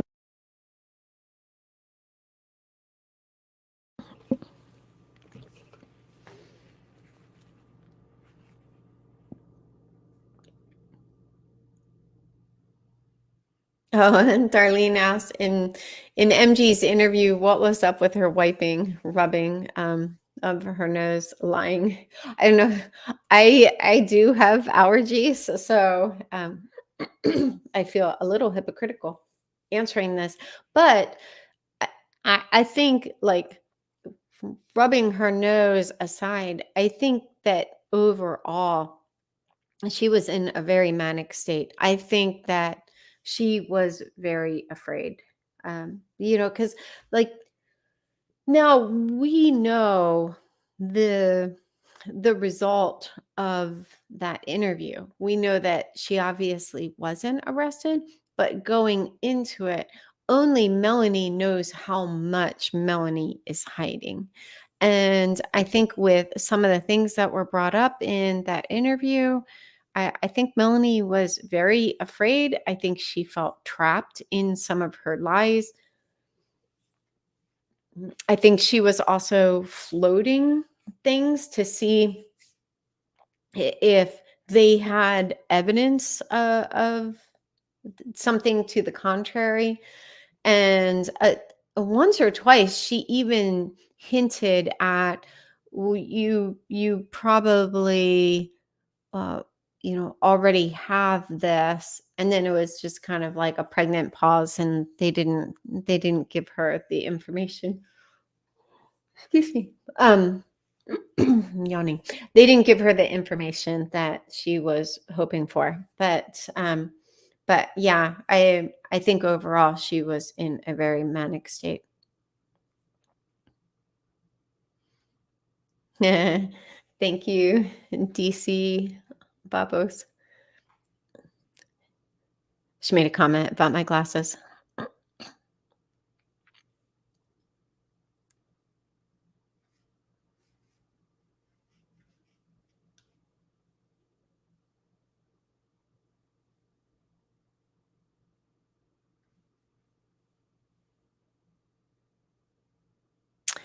Boy, this is a good question. Glenna asked, as a mom yourself, do you feel like Lori ever had real motherly feelings for any of her children at any point, or was it all a show?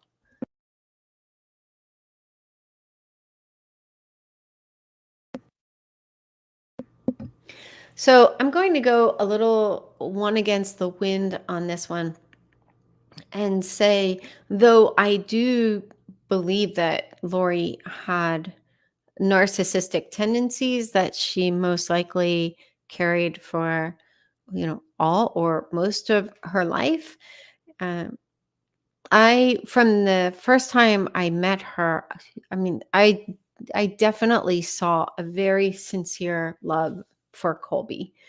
And even, I mean, to the point of like almost like kind of borderline worshiping him, not really worshiping him. That might it was adoration, but like I shared the one time, this was when we were on vacation in Denver. I mean, not Denver. In Texas, that she had asked me, and now my kids were there too, and she said to me, is he not the most beautiful child you've ever seen? And I thought that was an unusual question to like ask another mother. I mean, there's certainly, times you recognize that a child is, just extraordinarily beautiful, but normally a mother wouldn't ask another mother that. And so I thought Colby was cute, but so I don't know. It was just very, I was like, wow, she really loves Colby. But she also showed a lot of tender affection in that in both of those vacations, the 2004 and the 2007 vacation for Tylee. Tylee was 11 months old for the 2004 vacation, and then she was 4, almost 5 for the 2007 vacation. So, I mean, there were still like red flags. There were unusual things. Like the only thing I remember that I can think of off the top of my head from the 2004 vacation, which I've talked about in, I think, Cool Cat Lives. I know I definitely mention it in one, but Lori, m- one of my kids was with Lori and me in the kitchen, and we were talking, and Tylee was in her high chair, and I remember Lori going into her salon because their house had a salon downstairs where she took clients. And she went into the salon and came back with like a small container and a brush. And she's just like talking to us. She just kept the conversation moving forward, but she took the brush and was putting highlights in Tylee's hair. But Tylee was a baby. So I was very, very surprised by that. I had certainly never seen something like that. And then Tylee's hair was also, it had highlights in our 2007 vacation. But at that time, I knew that they were highlights because I already knew that Lori did that. But yeah, so I mean that's the only red flag that I remember. Is that correct? No, there was one other, but because that involves a child, that one I can't share. But there was one other red flag. But but all that to say, yeah, I do think that she did have I mean, uh, I think she was I think she was still very caught up in how her kids made her look. And so I remember her talking about, how Tylee had blonde hair and blue eyes. And she did that in both of the vacations that we were on. And so that was clearly very important to her to be able to say her daughter had blonde hair and blue eyes. And I've also seen pictures of Colby with highlights in his hair from when he was younger. So I don't know at what point she started to feel embarrassed by Tylee, because Colby was also, somewhat overweight as a child, and even when we were there in 2004, and she certainly didn't seem embarrassed by Colby. But I've also talked about how, like, she fed, or no, keep in mind, we were in vacation mode. Anytime that I was with Lori, we were in, at least they were somewhat off their normal groove. But like when we would go out to eat, like, her kids just ate junk, and there was mostly junk food in the house, even in 2018. So, yeah. So I remember Lori telling me on the 2007 vacation that she was, quote, this is her word, not mine, that she was pudgy as a child, and that, her kids would outgrow it because she did. But, their eating habits were going to make that quite difficult. Um, Yeah, Debbie asked how close, if ever, were Melanie Pulaski and Tylee. I mean, Melanie can't distance herself enough from Tylee. So even when no one was asking her, she was like, Tylee and I weren't close when she was a teenager. She was very independent. Well, Tylee had been a teenager for more than 3 years at that point. So yeah, who knows? But I know that I think there was a reference at some point that Melanie was their nanny, like maybe it was for a summer or something. And there are pictures of her with Tylee and Colby, but they were younger at that time. At least Tylee was. Okay, I will take two more questions and then I'm going to bed. Angel asked, do you plan to write to Lori in jail? If so, what would you say? I have nothing to say to Lori, so no, I don't plan to write to her. Um,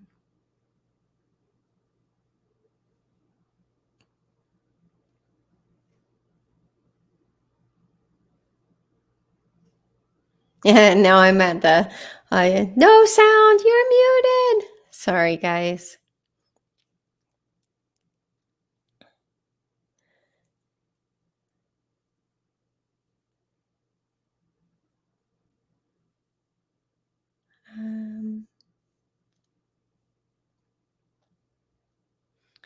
Okay, this is a personal question, but I'll allow it. Samantha, Samantha Mustard McDowell.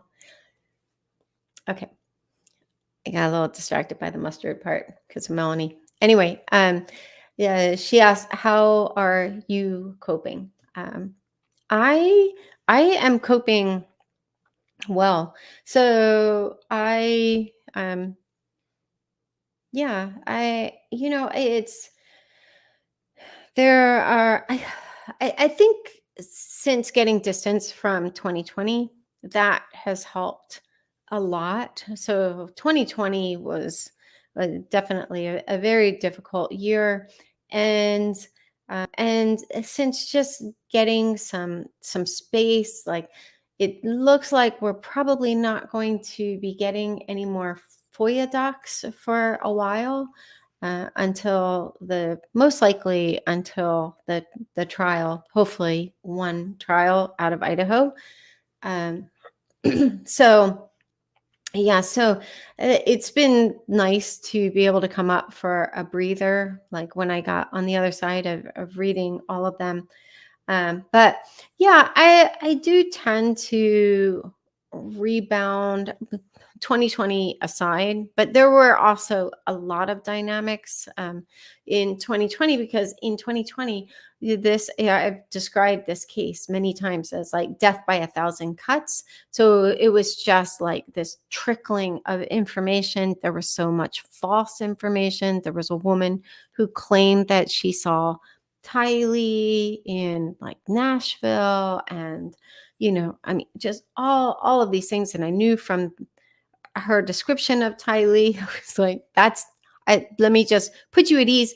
That is not Tylee. She would not have been singing Christmas songs out loud and all the stuff. But then, you know, the newspaper still ran with the story. And, so there were a lot of very, very weird dynamics and weird leaks and information, lots of claims, and then claims that were, you know, um, disproved and stuff. So yeah, but I think since 2021, I've been doing, for the most part, pretty well. Like even coming back from the hearing, there was a period of, like, it's like one time I had a friend who said, "You're just going to feel the way you feel until you don't feel that way anymore."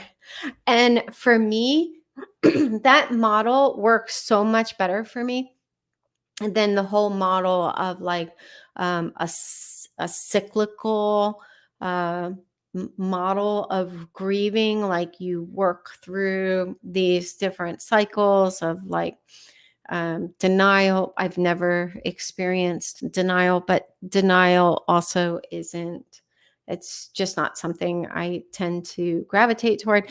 But I didn't go through a cycle. It was like I could feel any of these things on any given day. And also early on, I was really fighting against a lot of the cruel rumors about Tylee and a lot of just really horrible things that were being said about her.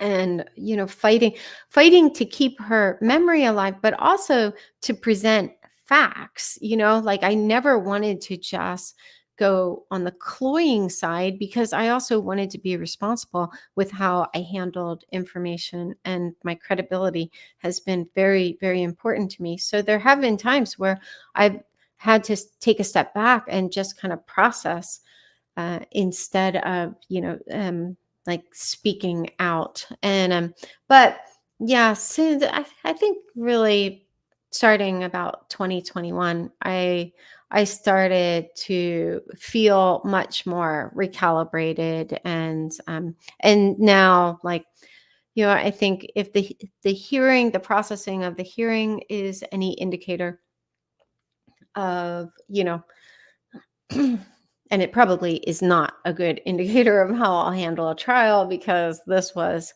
you know, two hearings in a single day with no new information being presented. So, but yeah, all that to say, yeah, I'm doing well, and that's not just me putting my best foot forward. I think from childhood, my superpower was resilience, and so I think it continues to serve me pretty well, and I'm grateful for that. So, okay, on that note, thank you for joining another live Q&A. As I mentioned early on, next week will be a presentation. The following week will be another live Q&A, and then we'll have a break, most likely a few weeks. So have a great night and great weekend. Bye.